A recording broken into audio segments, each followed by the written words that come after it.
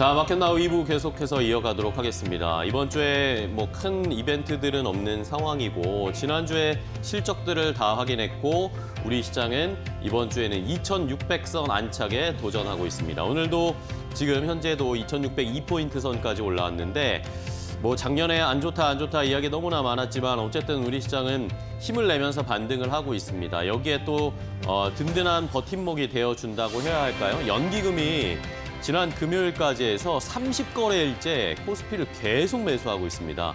결국에는 연기금이 지금 하방을 지켜주고 있거든요. 여기에서 이제 새로운 모멘텀과 우리 시장에 뭔가 돌파구가 마련되면 조금 더 업사이드가 열리지 않을까라는 기대를 하게 돼요. 특별한 이벤트가 부재하다고 말씀드렸지만 사실 트럼프 관세 정책과 미국 연준 위원들의 통화 정책에 대한 발언 등을 신경 쓰셔야 될 것 같고요. 네. 이미 관세 우려감 시장에 소화를 하고 있는 과정이라서 영향력은 제한적일 수 있다라는 또 분석이 있으니까 참고를 해보시면 도움이 되실 것 같습니다. 네. 자, 이번 주에는 또 어떻게 저희가 투자 전략을 이어가야 될까요? 오늘도 여러 가지 준비했는데 일단은 오늘 시장을 움직이고 있는 업종과 종목들 더 자세하게 한번 분석해 보도록 하겠습니다. 이슈 브리핑을 통해서 함께 확인을 해보시죠. 자, 오늘 시장을 움직이는 이슈들을 좀 체크를 해보도록 할 텐데요. 자, 보시는 것처럼 오늘도 싱크풀을 통해서 함께 분위기를 확인을 해보겠습니다. 확연하게 분위기가 조금 달라지고 있다는 게 느껴지시나요?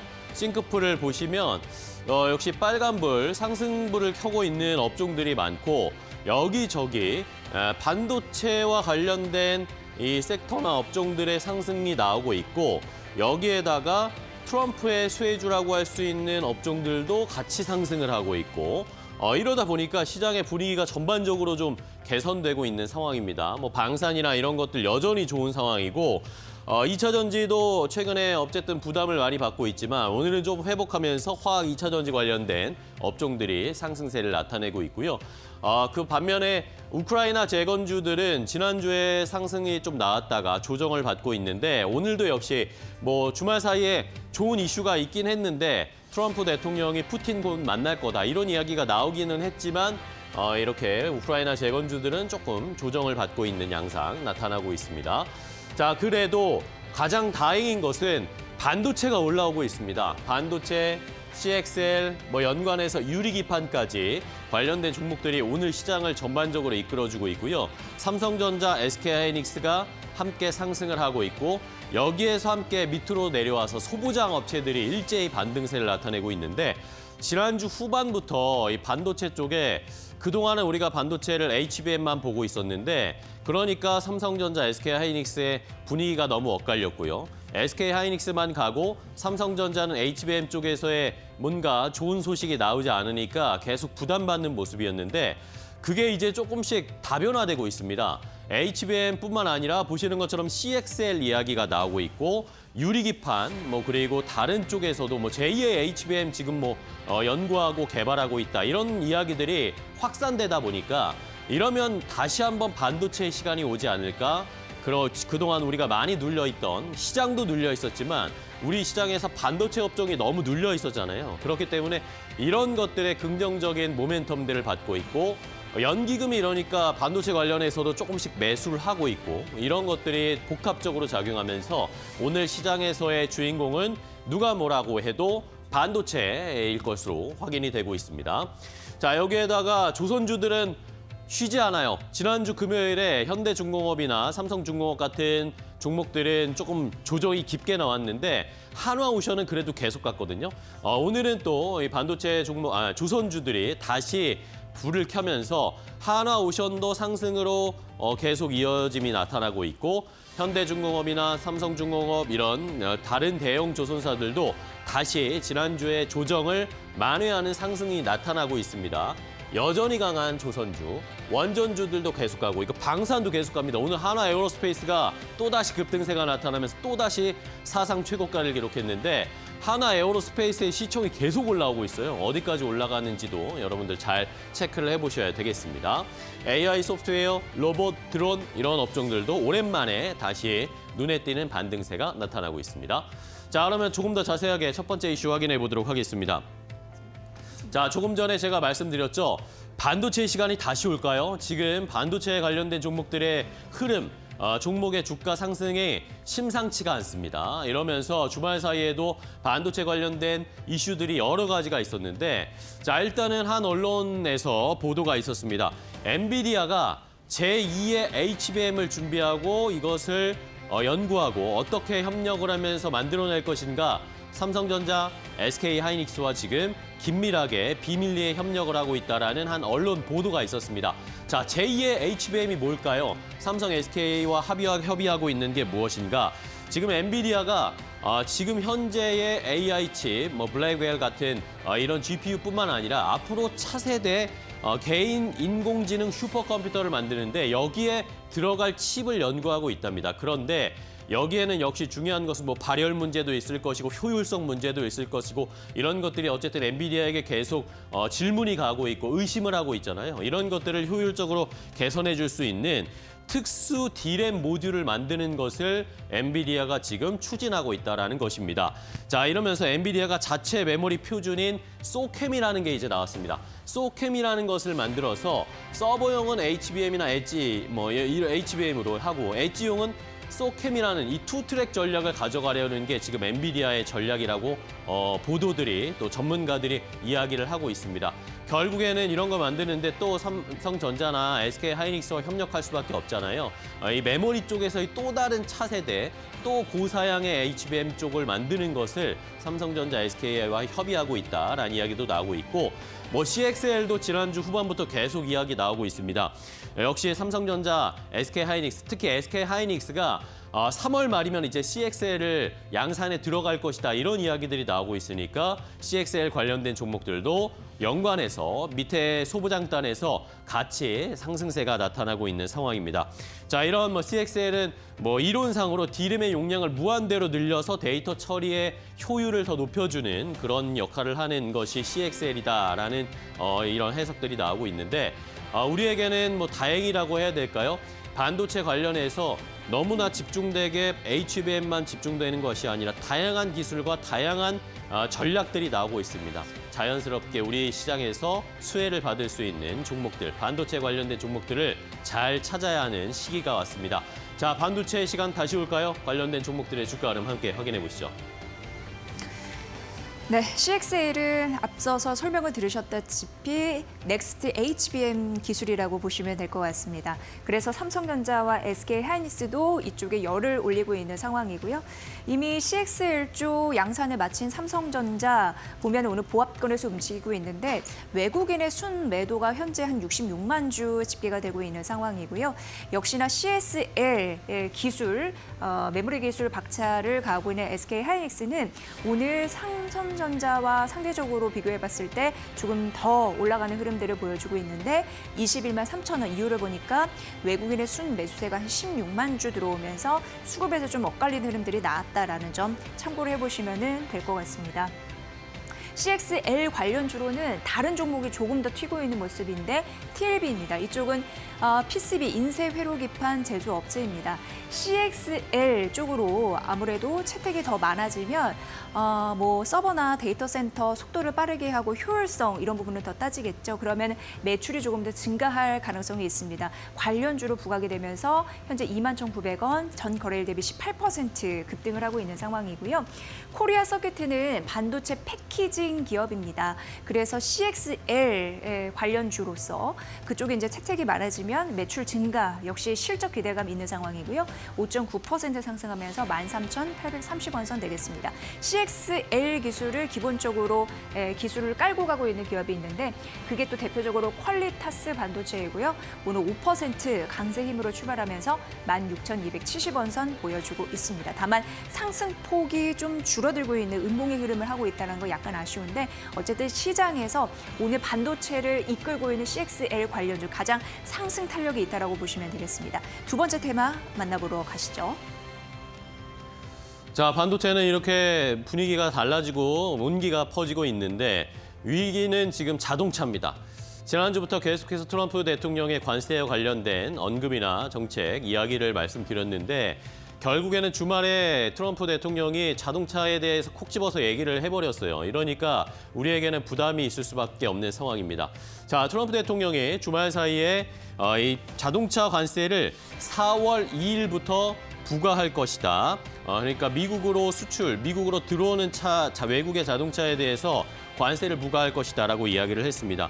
자, 우리는 일단은 한미 FTA를 체결해 놨기 때문에 그동안 우리나라의 자동차가 미국으로 수출이 될 때는 관세를 부과하지를 않았습니다. 그런데 트럼프 대통령이 이렇게 이야기를 했기 때문에 FTA와도 상관없이 어쨌든 모든 자동차에 관세를 부과할 것이다라고 이야기했기 때문에 어느 정도의 관세가 우리에게 부과될지 여부가 가장 중요할 것 같아요. 어쨌든 부과될 수밖에는 없을 것 같습니다. 자, 지난해 미국으로 우리가 현대차, 기아가 100만 대 정도를 미국으로 수출을 했거든요. 그리고 미국에서 판매되는 자동차 숫자가 한 170만 대 정도라고 계산이 나왔는데 이렇게 수출을 하는 것에 100만 대 정도가 관세가 부과되면 여기에 우리가 엄청나게 가격 경쟁력도 떨어지고 또 부담스러울 수밖에 없는 상황이잖아요. 뭐 수출과 관련된 비용도 더 늘어날 수밖에 없는 상황이고요.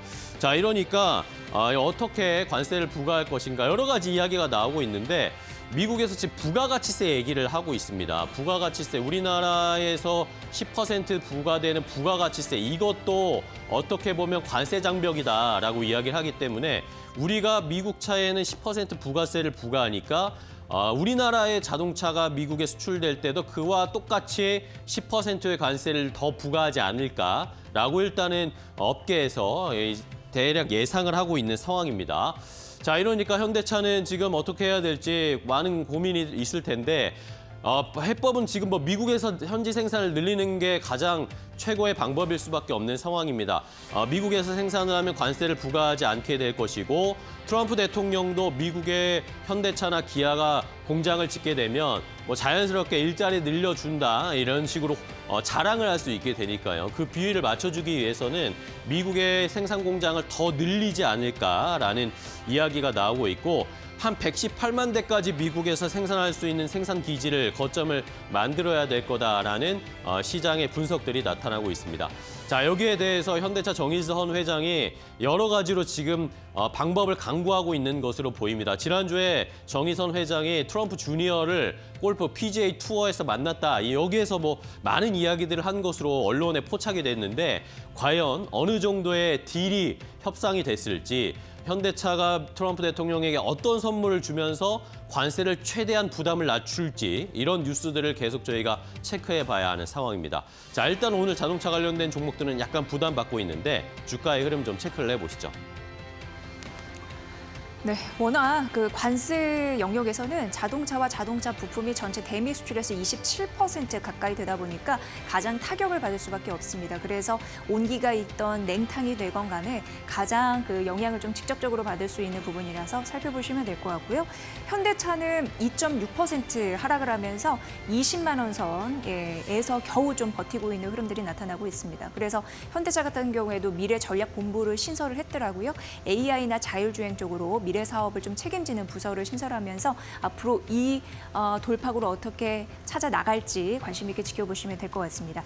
기아와 현대모비스도 3거래일 만에 조정받는 흐름인데 각각 1%대 약세의 흐름을 좀 보여주고 있고요. HL 만도도 멕시코에 생산 시설이 있는 상황입니다. 자동차 부품 수출 이제 미국 쪽에다 하다 보니까 수출에 타격을 받을 가능성이 있는 상황. 45,250원 선 현재 주가 보여주고 있고요. LG전자는 오늘 반도체주가 들고 있으니까 일정 부분 버티고 있지만 사실 자동차 전장 사업도 하고 있습니다. 인포테인먼트 또 배터리 관리 시스템 사업 이런 부분에 있는데 관련주로 묶이고 현재 큰 변화 없이 79,700원 선 보이고 있다는 점 말씀드립니다. 세 번째 테마 넘어가 보시죠. 자, 마지막 또 트럼프 이야기할 수밖에 없습니다. 지금 우크라이나 러시아 전쟁 거의 종전의 카운트다운에 들어가는 모습이 나타나고 있습니다. 트럼프 대통령이 주말 사이에 또 푸틴과 곧 만날 수 있다. very soon이라는 표현을 쓰면서 곧 만남이 이루어질 것이다 라고 이야기를 했습니다. 이러면서 과연 진짜 만나서 어떤 이야기를 하게 될지 아니면 젤렌스키 우크라이나 대통령까지 만나서 종전 협상을 이끌어 나가게 될지 많은 초미의 관심이 모아지고 있고요. 지난주에는 어쨌든 이런 이야기 때문에 우크라이나 재건주들이 들썩거렸어요. 많이 올랐다가 또 차익 실현 매물이 나오기도 했고 움직임들이 좀 긴박하게 변동성이 나타나고 있는 상황입니다. 자, 트럼프 대통령이 푸틴도 그렇고 젤렌스키도 그렇고 지금 종전을 원하고 있다. 전쟁을 끝내는 것을 원하고 있다. 이런 언급도 추가적으로 했기 때문에 본격적인 협상이 이루어질 것으로 보입니다. 사우디아라비아에서 만나게 될 것 같은데 일단은 지금 실무진들, 협상을 하는 실무진들이 미국과 그리고 러시아의 실무진들이 아마 사우디에서 곧 만날 것으로 보여요. 이런데 뭐 우크라이나나 유럽의 인사들은 배제하고 지금 미국과 러시아가 1대1로 만나는 형국으로 가고 있거든요. 이러니까 젤렌스키 우크라이나 쪽에서도 히토류에 대한 너무나 과도한 요구를 트럼프가 하고 있다라고 하면서 약간은 삐그덕거리는 모습이 나타나고 있고 유럽 쪽은 아직 아예 지금 패싱되면서 아예 미국과 러시아가 단독적으로 협상을 하지 않을까. 이러다 보면 자연스럽게 우크라이나 재건에 유럽이 좀 배제될 수도 있으니까 이런 것에 대해서 관심을 많이 갖고 신경이 좀 쓰이는 것 같습니다. 이러면서 마크롱 대통령을 포함해서 유럽 정상들이 또 갑자기 모여서 긴급 회담을 하고 이 러시아 우크라이나 종전에 어떻게 함께 참여를 하게 될지 계획을 세우고 있는 것으로 보입니다. 어쨌든 이제 러시아 우크라이나 전쟁은 종전 카운트다운에 들어가기 시작했습니다. 그렇다면 관련된 종목들의 주가 흐름은 어떨까요? 오늘 이제 대부분 좀 밀리면서 차익 실현 매물이 나타나고 있는 상황이고요. 그나마 오르는 건 이제 대동기업인데 상승폭 줄고 있는 상황입니다. 이쪽은 농기계, 자동차 부품 제조하는 기업인데 우크라이나 종전 기대감 이쪽으로 농업을 재건할 수 있는 가능성이 있겠죠. 대표적인 관련주로 부각을 받은 바가 있습니다. 현재 주가는 강보합권에서 23,200원 기록을 하고 있는 상황이고요. 현대건설은 시초가는 상승이었습니다만 하락 전환됐습니다. 3거래일 만에 조정의 대표적인 건설주인 인데 오늘 차익 실현 매물 나오면서 34,550원 기록을 하고 있고요. 전진건설로봇, HD 현대건설기계, 범양건영 역시 지난주 13일에 52주 신고가를 기록한 이후 떨어지는 흐름들 나타내주고 있는데 HD 현대건설기계에서 그 DS투자증권이었나요? 매도 리포트가 나왔습니다. 종전 기대감이 너무 과도하게 들어갔다라는 흐름들로 매도 리포트, 신규 리포트를 내놔서 그 영향이 있었고 전 거래 6% 가까운 급락, 오늘 추가적으로 3% 가까운 하락세 75,600원까지 좀 떨어졌다라는 점 말씀드리도록 하겠습니다. 자, 오늘 시장의 분위기 함께 확인을 해봤는데요. 그래도 뭐 견조하게 좋은 흐름을 이어가고 있습니다. 오늘 또 개별적으로 종목별 투자 전략은 어떻게 잡아야 할지 이데일리온 파트너와 함께 전략 알아보도록 하겠습니다. 네.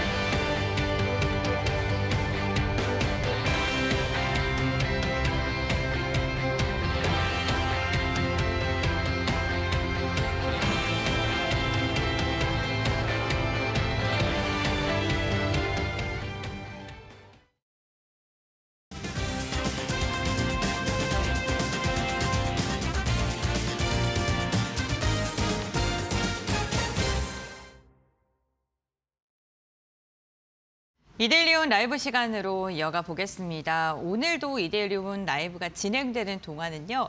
여러분들의 궁금증 함께 실시간으로 해결해 드리는 시간으로 이어가 보겠습니다. 저희 채팅창에 댓글 남겨주시면요. 이데일리온 파트너님과 함께 그 해답을 모색하는 시간으로 꾸려가 보도록 할 텐데요. 오늘 함께 하실 파트너 먼저 소개해 드리겠습니다. 김태훈 파트너 함께합니다. 안녕하십니까? 안녕하세요. 네, 반갑습니다.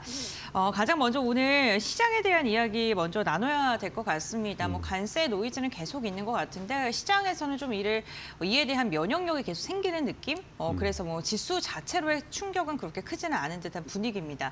어떠한 부분 좀 집중적으로 보셨을까요? 네, 그 미국의 트럼프가 하고 있는 이런 상호 관세는 아직까지 우리나라에게는 직접적인 피해가 발생하지 않고 네. 4월 1일부터 이제 시행이 됩니다. 그런데 이 시행하기 전에 미국도 이제 상계 관세를 먼저 조사를 네. 하고 있습니다. 특히 우리나라 같은 경우는 이 베트남에서 우리나라 기업들이 가장 많은 수출을 하는 기업이라는 걸 여러분이 아시는지 모르겠지만 베트남에서 수출 1위 기업은 우리나라 삼성전자입니다. 그만큼 우리나라 기업들이 많이 베트남 시장에 진출해 있고 베트남 인구도 한 1억이 넘는 인구의 젊은 층이 거의 60%, 70%가 젊은 층입니다. 그러다 보니 미래 잠재 선장력도 있고 그래서 이제 베트남이 많이 진출해 있는데요. 뭐 가장 그 중요한 이유는 그 인건비가 싼 것 때문에 그렇기도 합니다. 그래서 우리나라는 제조업 중심의 산업 구조를 갖고 있기 때문에 그런 제조업에서 이 싼 임금을 찾아서 베트남에 많이 그 공장들을 이전을 했습니다.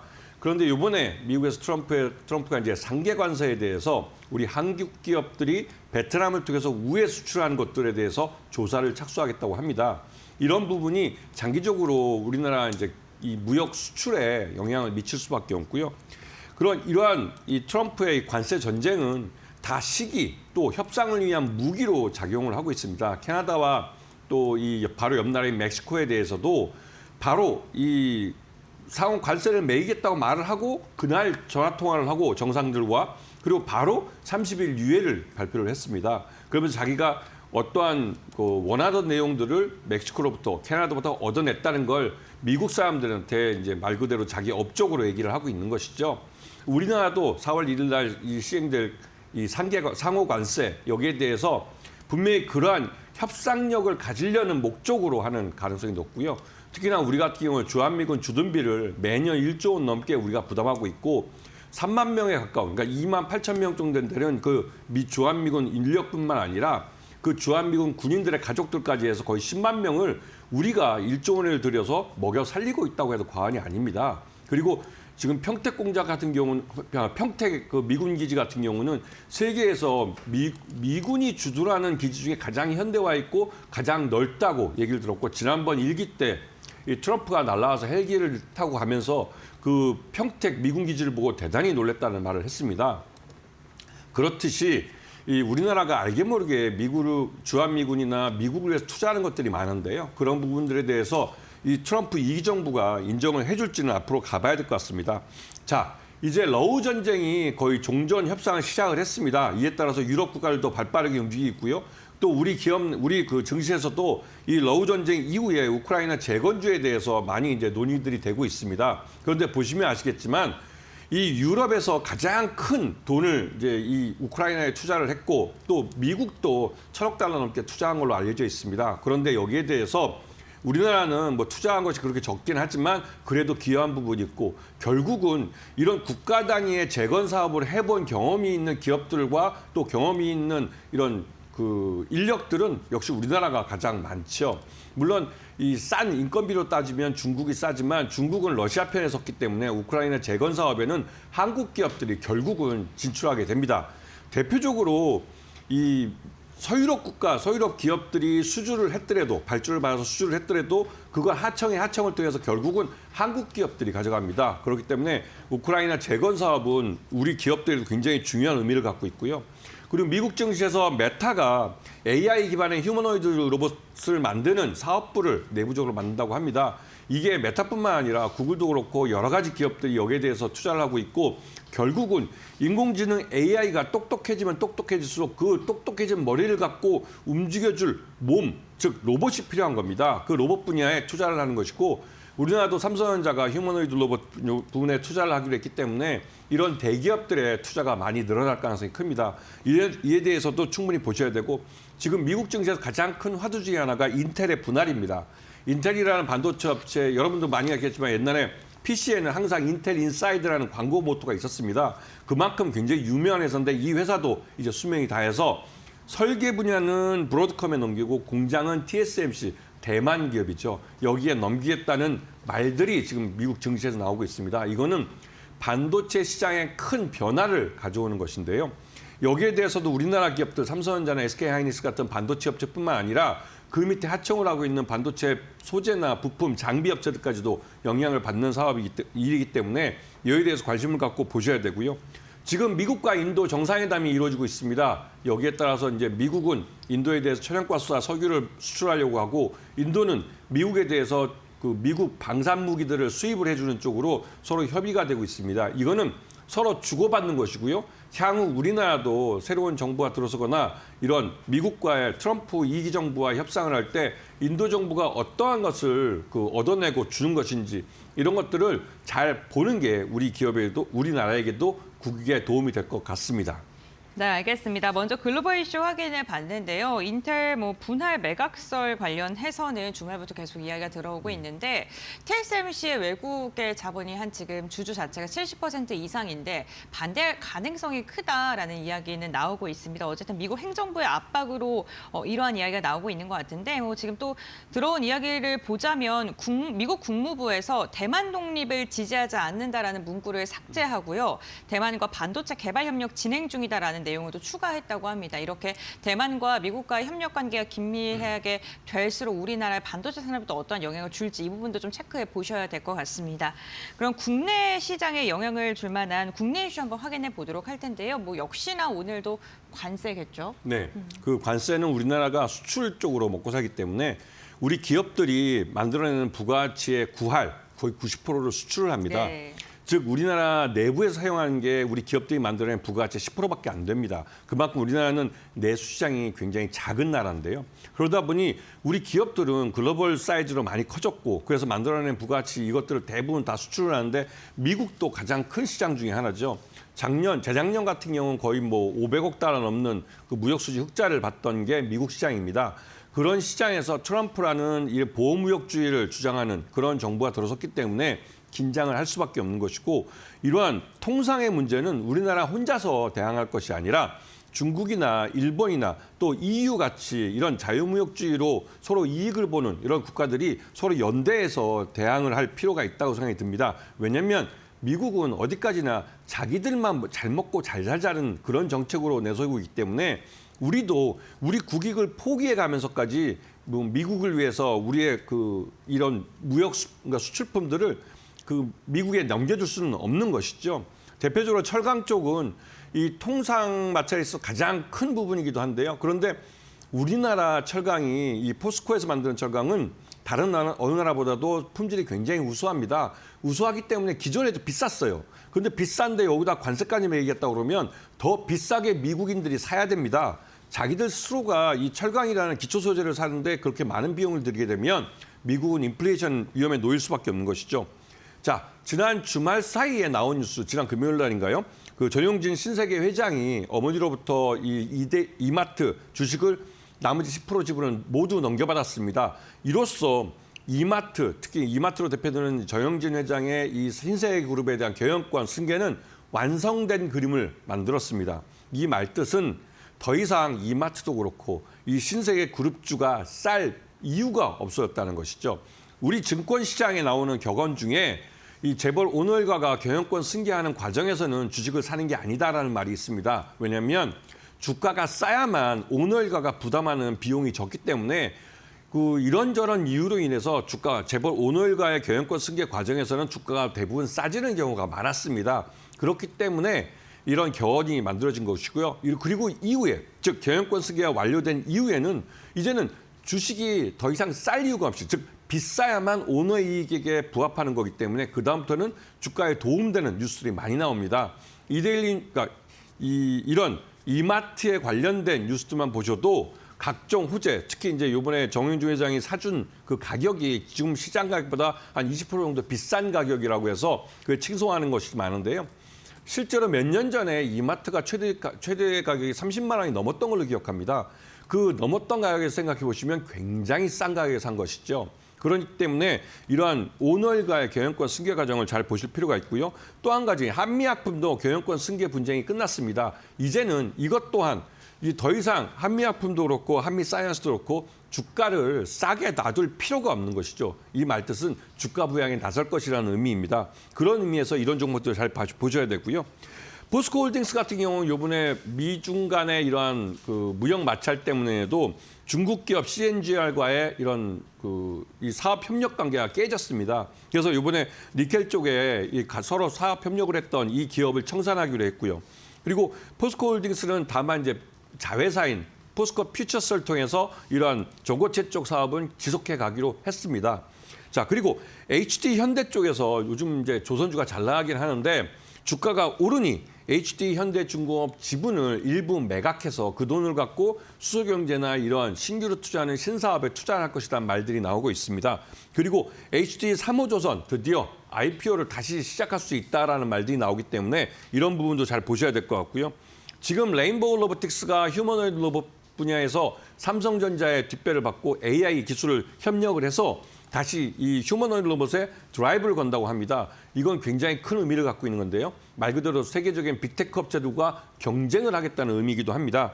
자, 그리고 하나 리조트 이쪽에서 이번에 그 아워홈을 인수하는데 이게 8천억이 넘는 돈을 주고 8,700억에 인수를 하는 겁니다. 근데 그 많은 비용을 대부분 외부 차입을 통해서 하기 때문에 이것도 리스크로 좀 작용하고 있는데요. 이 장기적으로 한화 호텔도 그렇고 한화 이 갤러리아 백화점도 그렇고 대부분 내수 쪽, 소비 쪽입니다. 그러다 보니 실적들이 별로 좋지 않은데 대규모 부채를 일으켜서 인수하는 거라 이게 좀 의문이 되긴 하죠. 향후에 이게 승자의 저주가 될 수 있다는 우려가 나오기도 합니다.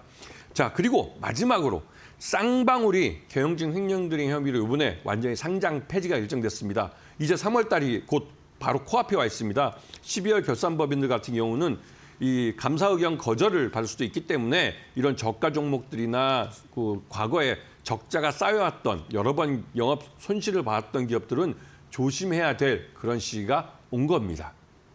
네, 알겠습니다. 국내 증시 기업들의 개별 이슈까지 좀 확인을 해봤고요. 악재가 있는 기업들 그리고 호재가 나온 기업들까지도 좀 자세히 알아봤습니다. 그럼 지금부터는 특징 섹터에 대해서 이야기를 조금 더 자세히 나눠볼까 하는데요. 오늘 뭐 시장에서 주목받는 게 CXL 관련돼서도 주목받고 있고 그 전에 연장선상으로 PCB 관련된 기판 기업들도 좀 주목을 받습니다. 저희 채팅창에서 궁금증 남겨주신 분이 있어서 간단하게 질문 드리겠습니다. 개별 종목군 대덕전자라든가 코리아서키트라든가 이런 PCB 업체가 최근에 좀 시세가 괜찮은데 앞으로 더 좋을지 기판 기업들의 향후 방향성 어떻게 보시는지 궁금하다라고 댓글 남겨주셔서요. 어떻게 보세요? 네, 좋죠. 앞으로 더 좋아질 거예요? 왜냐하면 이게 지금 여러분들이 뉴스를 접하실 때 이 시장이 이제 붐업을 하기 위한 그 출발선상에 서 있는 겁니다. 아직 유리기판 양산도 안 됐고요. 양산을 위한 양산 라인 이제 깔고 있습니다. 즉 매출이 일으키지 않았다는 것이죠. 그리고 이번 상반기 중에 SKC가 양산을 하겠다고 합니다. 그럼 양산을 하려면 거기 안에 유리기판 그 기판을 만드는 기업이 필요합니다. SKC도 직접 자회사를 갖고 하지만 이 대덕전자도 그렇고 코리아 서킷도 그렇고 관련된 투자를 많이 해놨고 연구를 진척시켜서 그 모델들을 올 하반기에 다른 삼성 SDI나 또 이런 LG 이노텍이죠. LG 이노텍도 우리나라 대기업들이 대부분 다 뛰어들었는데 SKC는 상반기 중에 그다음에 나머지 LG 이노텍과 삼성 전기죠. 전기 쪽은 하반기 쪽에. 근데 삼성전기가 늦어지니까 삼성전자가 답답해하고 짜증을 냅니다. 그리고 직접 하겠다고 나섰어요. 이게 삼성전기가 이 삼성그룹 내에서 이러한 소재 쪽을 담당하고 있는 기업이긴 하지만 이 주된 고객사인 삼성전자가 지금 늦춰진 분야에서 이제 빨리 쫓아가겠다고 하는데 거길 제대로 따라가 주지 못하기 때문에 삼성전자가 짜증을 내는 거죠. 즉 이런 유리기판은 이제 시작입니다. 길게 보십시오. 여러분이 너무 메뚜기처럼 단타로 몇 프로 먹는 거야 하지만 제가 여러 번 강조하지만 주식 투자는 발목에서 사서 상투에서 팔아야 이게 제대로 된 투자입니다. 여러분들이 거기서 5% 10% 먹었다고 이게 주식 투자에서 돈을 버는 게 아니에요. 물론 1년 만기 정기예금 3%보다는 훨씬 많은 것을 단기간에 수익을 가져가는 거지만 그렇게 투자해서 이 주식 투자를 통해서 큰 목돈을 만들 수는 없습니다. 네, 알겠습니다. 유리기판이 지금 개화하는 시점이기 때문에 앞으로 PCB 관련 기업들 더 잘 갈 것이다라고 이야기해 주셨고, 저희 그럼 빠르게 섹터 알아보겠습니다. 시간이 좀 많이 흘러서요. 오늘 가장 먼저 로봇, 휴머노이드 로봇 관련해서 짚어주셨는데요. 어떤 투자 포인트 있을까요? 네, 일단 삼성전자가 투자합니다. 대기업이 투자를 하면 돈이 모이고 돈이 모이면 이 돈이 중소기업들도 먹고 사는 거죠. 즉 우리가 많이 했던 낙수 효과라는 게 여기서 나타납니다. 대기업이 투자하는 분야에서 중소기업들은 그 대기업이 투자하는 돈을 갖고 자체적으로 성장할 수 있어요. 이거는 경기 침체 때 정부가 이 사회가, 그러니까 경제가, 국민 경제가 돌아갈 수 있도록 재정 집행을 늘리는 것과 비슷한 효과가 나옵니다. 그렇기 때문에 이 로봇 분야 중에서도 휴머노이드 로봇은 다른 기존에 우리가 알고 있던 로봇 분야가 좀 특별한 그런 의미를 가지는데 이게 대표적인 서비스 로봇이란 겁니다. 이제 우리 집안에서 가장 비싼 이 내구재가 그 집을 빼고는 자동차였습니다. 그런데 그 자동차가 전장화되면서 이 로봇이 돼버리는 것이죠. 이제 우리가 각 가정마다 한 2천만 원짜리 내지는 그보다 싼 로봇을 한 대씩 들여놓고 가사 노동이나 각종 집안에서 있는 여러 가지 노동을 이 서비스 로봇인 이런 휴머노이드 로봇의 그러니까 이 로봇에게 인간 노동을 그러니까 아직 이전해 버릴 겁니다. 그렇게 되면 그 남는 시간에 가정에서 우리는 뭐 다른 뭐 개인의 뭐 발전이랄까 이런 것들을 추구할 수 있도록 그 생활에 큰 변화를 가져오게 되는 것이죠. 그렇기 때문에 이 휴머노이드 로봇은 가격이 뭐 2천만 원 하더라도 대부분 지금은 우리가 저 80년대 마이카 붐이 처음 불 때처럼 마이로봇이 아주 서서히 뭐 그러니까 부유층부터 시작해서 점점 늘어날 겁니다. 이거는 우리 이 테슬라가 이 기가팩토리에다가 이런 자기들의 젠2라는 이런 휴먼 로봇을 투입을 하겠다는 것처럼 우리나라 그 레인보우 로봇도 이 삼성전자의 공장에 이 자신들이 만든 휴먼 로봇을 생산 현장에 투입을 해서 진정한 의미의 협동 로봇으로 인간과 같은 라인에서 일을 시키겠다고 하는 겁니다. 이게 네. 앞으로의 추세입니다. 그렇기 때문에 이 로봇 관련주에서 레인보우 로보틱스나 퓨런티어, 원익홀딩스 정도를 잘 봐주셔야 됩니다. 네, 알겠습니다. 오늘 휴머노이드 로봇 관련해서 앞으로 좀 눈여겨봐야 된다라고 이야기해 주셨고, 그럼 저희 오늘 공략주 바로 알아보도록 하겠습니다. 역시나 로봇 관련 기업일까요? 네. 어떤 종목이죠? 우리가 로봇들을 보면 우리가 이제 동영상을 볼 때 로봇이 계란을 드는 걸 보실 겁니다. 네, 그렇죠. 그런데 그게 이 계란을 든다는 행위는 우리 인간이 볼 때 아무것도 아니지만 로봇은 우리가 인공지능 뭐 이런 걸 똑똑하게 만들었다고 해도 로봇의 파워를 조정할 수 있는 건 대단히 굉장히 민감한 문제예요. 그런데 이러한 그 로봇이 이러한 손가락을 움직이고 하는 그런 파지라고 그러죠. 파지. 물건을 잡을 때 이런 파지할 때 그런 힘을 조절하고 하는 그런 것들이 굉장히 민감하고 여러 가지 센스를 이용해서 하는 건데요. 이게 이제 이 원익홀딩스의 자회사인 원익로보틱스라는 이런 회사가 이 일을 하고 있고 실제로 메타라는 미국 기업과 협업을 통해서 이 알레그로 핸드라는 로봇 손을 개발을 했습니다.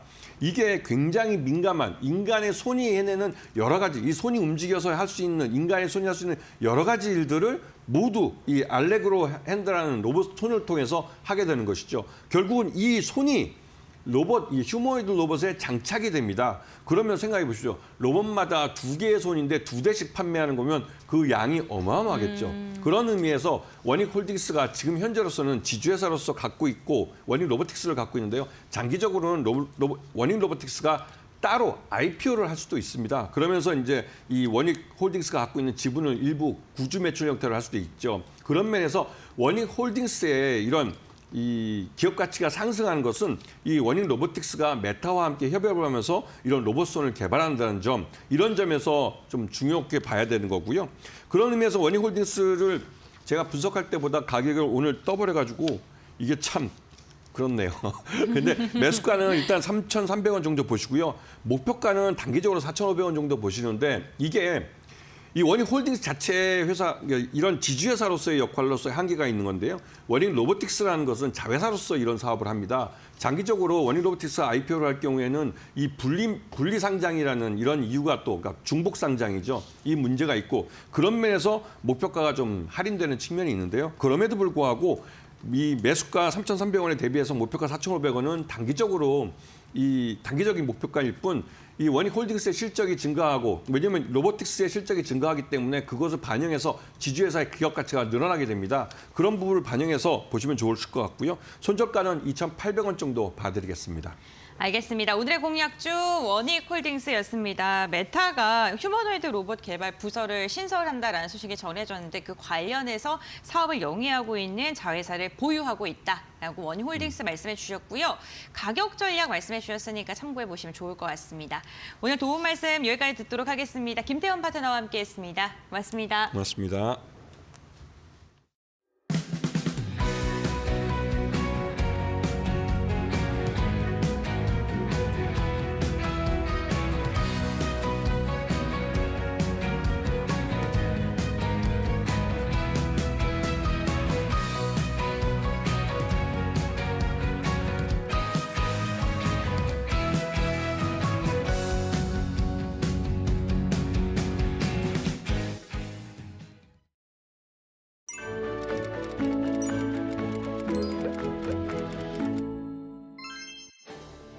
여러분, 혹시 주식 거래소가 하나만 있는 게 당연하다고 생각하셨나요? 지금까지 한국에서는 한국 거래소에서만 주식을 사고 팔 수 있었습니다. 하지만 2025년 3월 4일부터는 대체 거래소가 등장하면서 주식 거래 방식이 바뀔 예정입니다. 오늘은 국내에서 처음으로 출범하는 대체 거래소에 대해 이야기해드릴게요. 먼저 다른 금융 선진국들에는 많게는 100개도 넘는 대체 거래소가 있는데요. 우리나라는 70년 가까이 한국 거래소 한 곳에서만 주식 거래를 할 수 있었습니다. 이런 구도를 깨기 위해 금융당국과 증권업계는 지난해부터 본격적으로 대체 거래소 도입을 준비해 온 거죠. 대체 거래소가 생기면서 생기는 가장 큰 변화는 거래 시간입니다. 대체 거래소에선 아침 8시부터 저녁 8시까지 12시간 동안 주식을 거래할 수 있습니다. 지금보다 5시간 반이 늘어나는 겁니다. 또한 거래 수수료도 한국 거래소 대비 최대 40% 저렴해질 전망인데요. 투자자들이 지금처럼 증권사 거래 시스템을 통해 주문을 넣으면 증권사가 체결 가능성과 거래 비용 등을 종합해서 유리한 거래소에서 거래를 처리하게 됩니다. 원한다면 투자자들이 두 거래소 중 한 곳을 사전에 지정해 놓을 수도 있죠. 대체 거래소에서는 호가의 종류도 다양해지는데요. 그동안은 시장가와 4가지 지정가 호가 외에 중간가 호가, 스톱 지정가 호가 2종이 추가됩니다. 중간가 호가는 최우선 매수와 최우선 매도 호가의 중간 가격으로 자동 조정되는 호가를 뜻합니다. 그리고 스톱 지정가 호가는 특정 가격에 도달하면 지정가 호가를 내는 방식입니다. 투자자가 사전에 가격을 설정하면 그 가격에 도달했을 때 지정가 호가로 매매하도록 전환되는 주문인 거죠. 그 외에 투자자 보호를 위한 가격 변동포, 거래 정지와 서킷 브레이커, 사이드카 등 시장 안정장치 등은 투자자 보호를 위해 한국거래소와 똑같이 적용된다고 하니 참고하세요. 대체 거래소에서는 3월 첫 주부터 10개의 우량주부터 거래가 가능하고 한 달 뒤에는 800개 종목으로 확대될 예정입니다. 대체 거래소 이용이 가능한 증권사 수도 처음 15곳에서 점차 늘어날 예정입니다. 업계에서는 대체 거래소의 출범으로 투자자들에게 다양한 매매 채널이 제공되고 거래 비용이 낮아지면서 시장의 효율이 개선될 것으로 전망하는데요. 첫 민간 주도 대체 거래소가 국내 증권 시장에 새로운 활력을 불어넣어주길 기대하겠습니다. 오늘은 대체 거래소에 대해 알아봤는데요. 다음 시간에 더 좋은 정보로 찾아오겠습니다.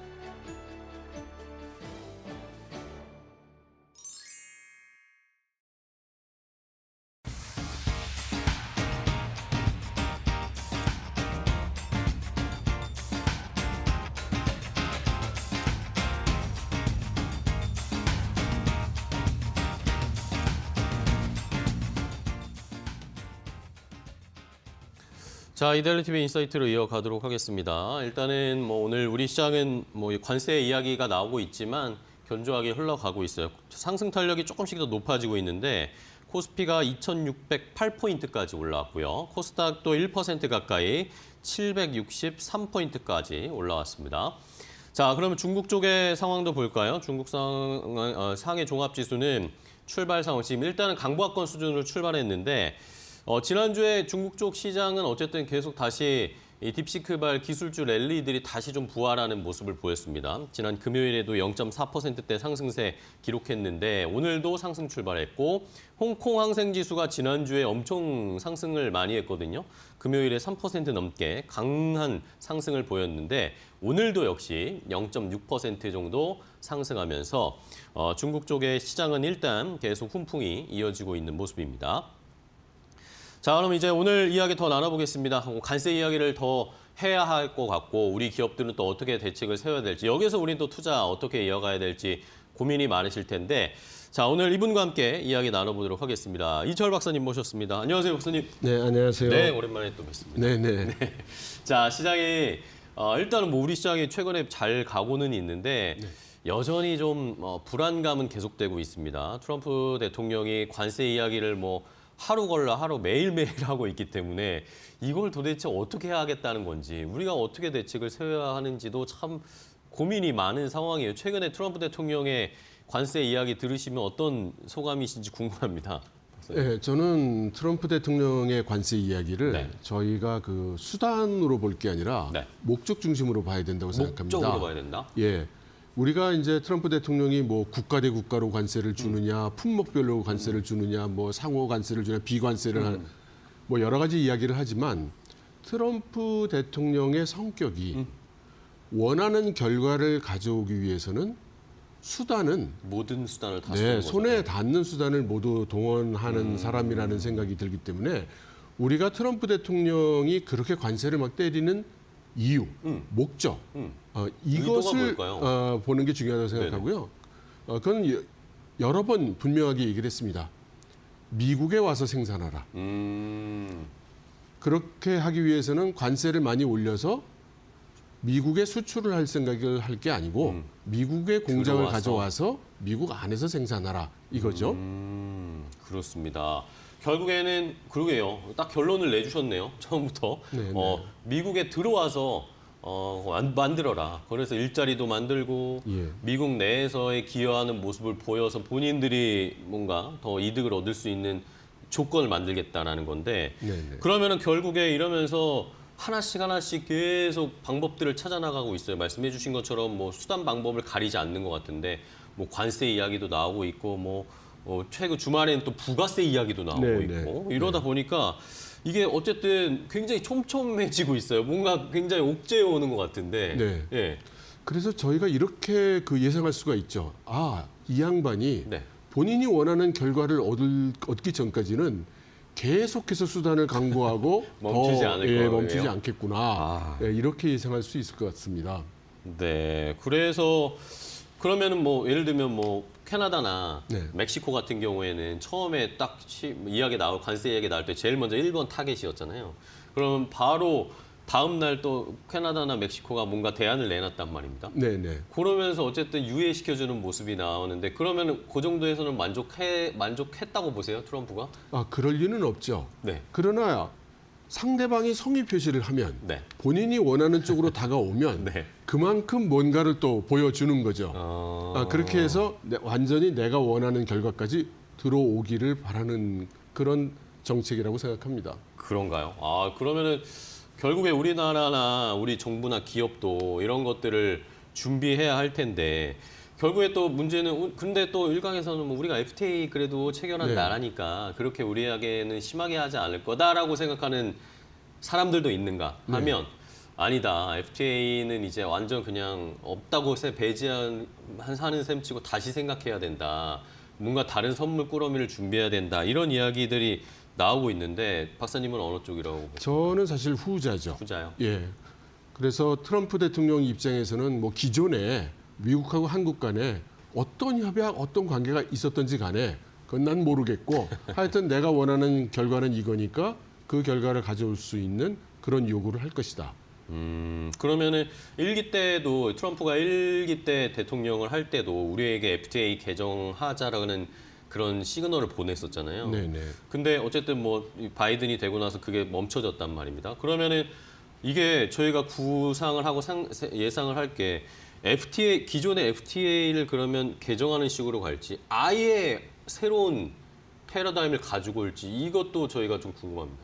예, 협상은 물론 이 상대가 원하는 것과 우리가 원하는 것 사이에서 소위 밀당을 하게 되겠죠. 네네. 그러나 지금 현재 상황은 우리가 가장 근본적인 상황, 트럼프 대통령이 본인이 원하는 것을 얻을 때까지 멈추지 않았다고 했을 때 네네. 그때 우리는 어떻게 할 거냐. 정말로 다른 선택의 길이 없을 때 그럼 우리 모두 미국으로 가서 생산을 해야 되는 거냐. 우리가 여기에 대한 그 생각, 여기에 대한 분석, 여기에 대한 어떤 중론이 있어야 할 거라고 생각합니다. 그것이 최악의 상황이 될 것이고 그것을 받아들일 수가 없다고 하면 우리는 트럼프 행정부와는 결국은 각을 세우는 그런 결과가 나올 수밖에 없죠. 근데 어쨌든 우리 기업들은 뭐 과거에도 그랬고 뭐 바이든 때도 그렇지만 지금 뭐 반도체나 자동차 업체들이 미국에 공장도 많이 지었고 네네. 많이 들어가 있단 말입니다. 네. 그러면은 여기에서 우리가 더 들어갈 수 있을 것인가에 대한 고민도 사실 생기잖아요, 그렇죠? 그렇죠. 네. 그러니까 트럼프 대통령 입장에서 볼 때는 관세를 올려놓으면 네. 그 흑백이 가려지는 거죠. 들어올 수 있는 기업과 들어올 수 없는 기업이 나눠지게 되는 거죠. 네.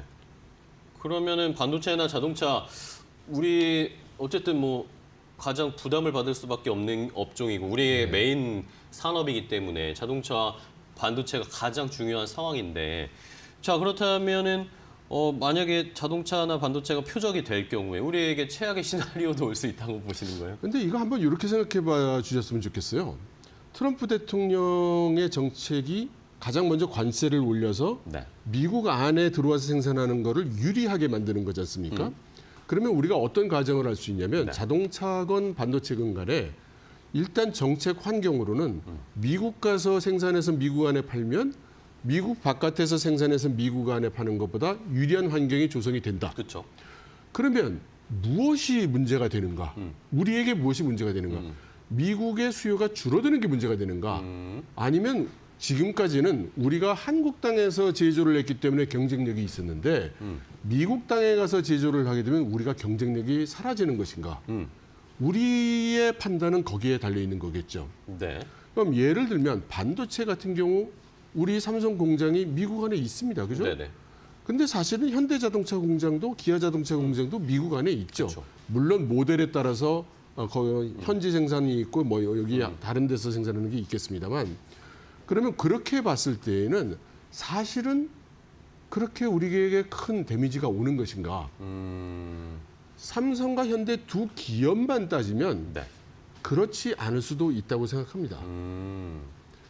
만일에 이 위치를 미국으로 옮기로 해서 경쟁력이 약해지는 건 남들은 바깥에서 만드는데 예를 들면 남들은 태국에서 생산해서 미국에 수출을 하는데 우리는 미국 가서 해야 된다면 그런 원가 차이가 나겠지만 그렇죠.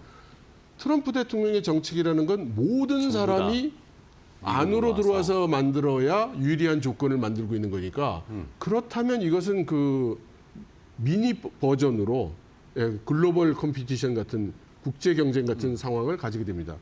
그래서 그거 자체가 큰 문제냐? 이거 다시 한번 생각해 볼 수 있고요. 다만 두 가지가 우리가 좀 생각해야 된다고 보는 것이 예를 들어 자동차 같으면 이것이 커다란 공급망 아닙니까? 그쵸. 이 앞에 수많은 협력사가 있습니다. 그러면 그 수많은 협력사가 그럼 같이 미국에 갈 수 있는 거냐? 갈 수가 있느냐는 거죠. 만일에 갈 수가 없다. 상당수는 갈 수가 없다고 하면 미국 안에서 소싱을 해야 되고 그러면 트럼프 대통령 입장에서는 원하는 소기의 성과를 달성하게 되는 거죠.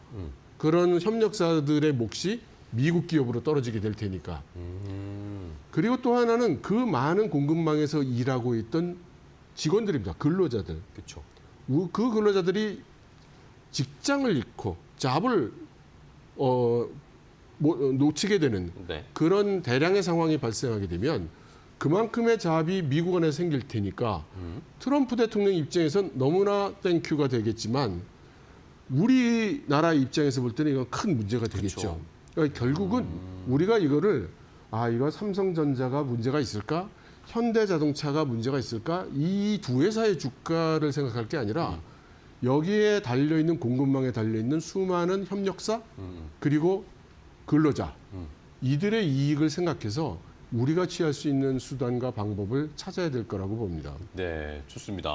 좋은 포인트를 말씀해 주신 것 같아요. 우리가 어쨌든 큰 기업 위주로만 언론이나 미디어에서 많이 다뤄지니까 그런 생각들을 많이 하는데 그 자체 모든 업체들이, 그러니까 기업들이, 글로벌 기업들이 미국에 와서 들어왔을 때는 경쟁력이 있을 수 있겠지만 삼전이나 SK 하이닉스나 현대자동차가. 그런데 문제는 거기에 관련되어 있는, 연관되어 있는 국내의 수많은 부품사와 협력사와 이런 것들도 다 같이 미국에 갈 수는 없잖아요. 그렇죠? 그런 회사들이 전부 다 돈을 투자할 수는 없는 상황이니까.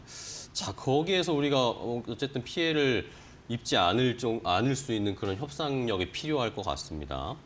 자, 그러면은 뭐 반도체 이야기를 조금 더 들어가 보면 뭐 삼성전자, SK 하이닉스 뭐 관련해서 보조금 이야기도 나왔잖아요. 트럼프 대통령 결국에 이런 보조금을 주지 않을 것으로 보이는데, 그렇게 되면은 여기에 따른 생산 지연이나 아니면 또 밑에 우리가 이야기하는 그런 협력사들도 다 스톱될 수 있는 위기들이 있습니다. 이것에 대한 현상 앞으로 어떻게 추이를 생각하고 계신가요?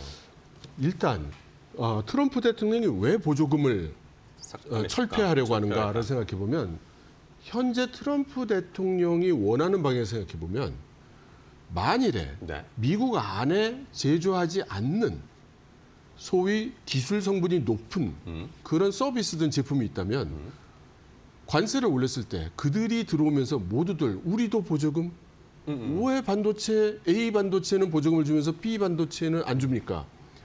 이렇게 되면 트럼프 행정부 입장에서는 이게 문제가 큰 거예요. 그렇죠. 그러니 트럼프 행정부는 일단 보조금은 없다. 그거 앞에 있는 바이든 행정부가 잘못했네. 이 사람이 경제를 몰라.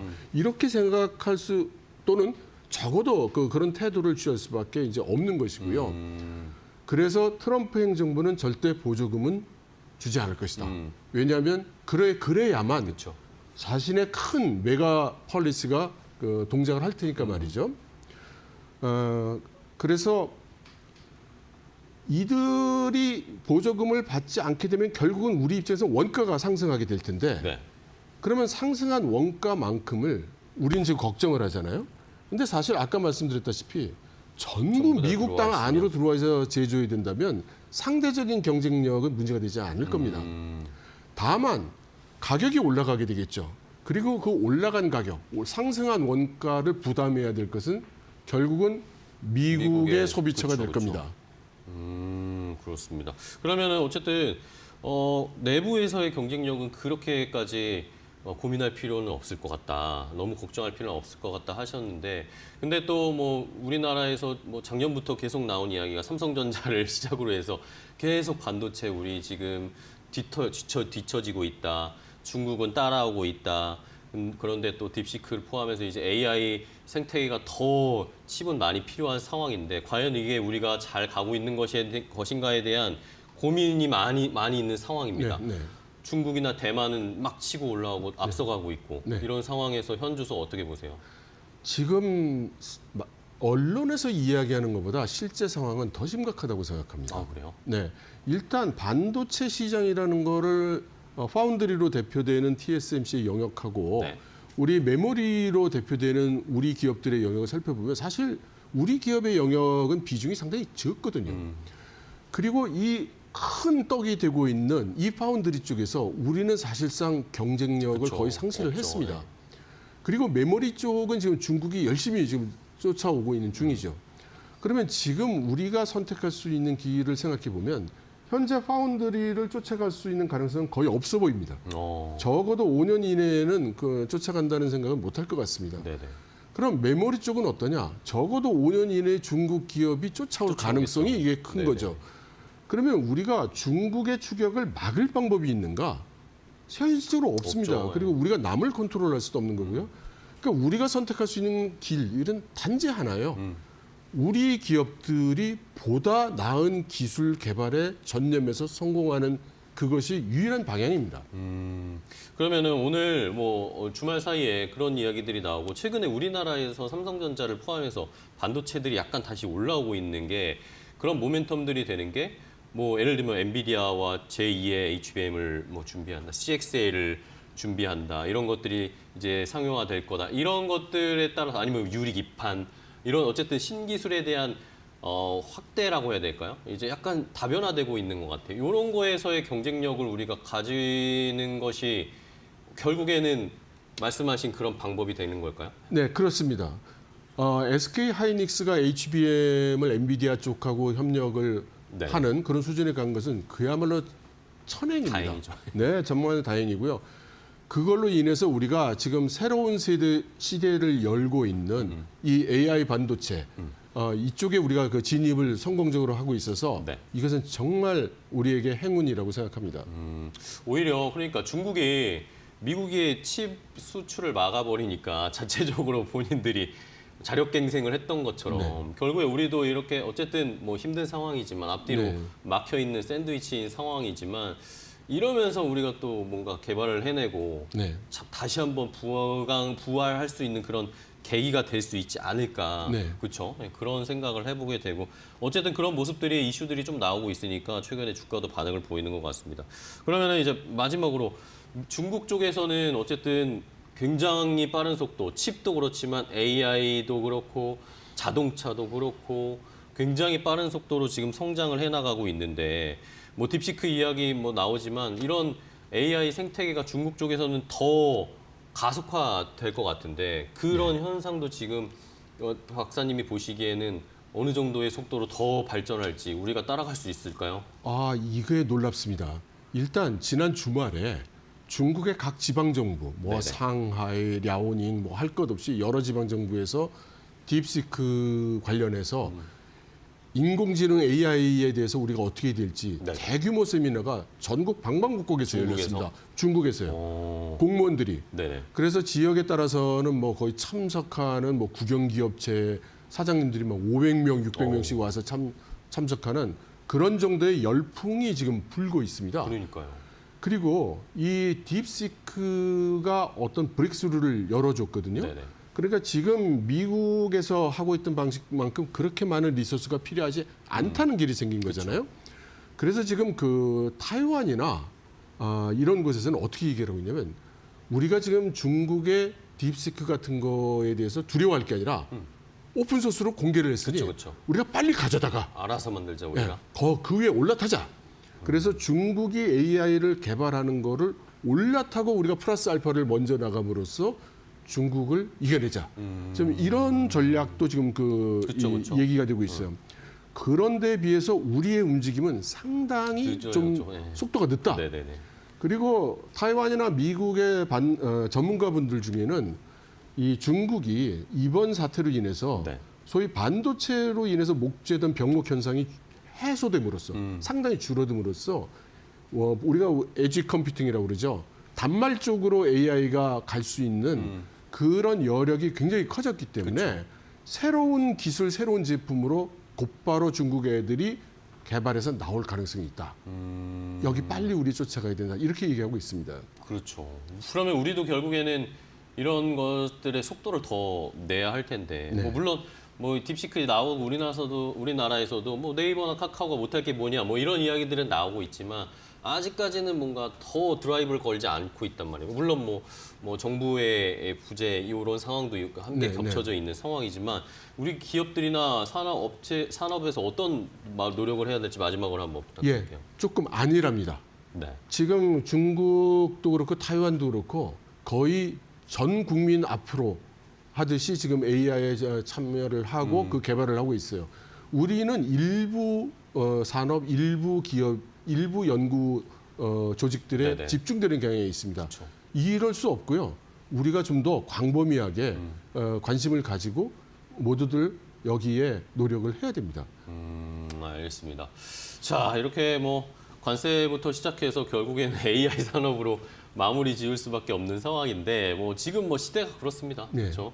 AI 이 물결에 올라타지 못하면 뭐 반도체든 뭐 자동차든 뭐 산업 전체에서 우리가 뒤처질 수밖에 없는 상황이어서 뭐 현상을 한번 살펴봤는데요. 조금 더 분발하고 우리가 한번 노력을 해볼 필요가 있을 것 같습니다. 이철 박사님과 함께 이야기를 나눠봤는데 오늘 또 좋은 인사이트 주셨습니다. 트럼프의 관세에 대응하는 방법도 알려주셨으니까 저희도 한번 관련해서 투자 포인트도 잘 연결해 보도록 하겠습니다. 오늘 좋은 말씀 주셔서 감사하고요.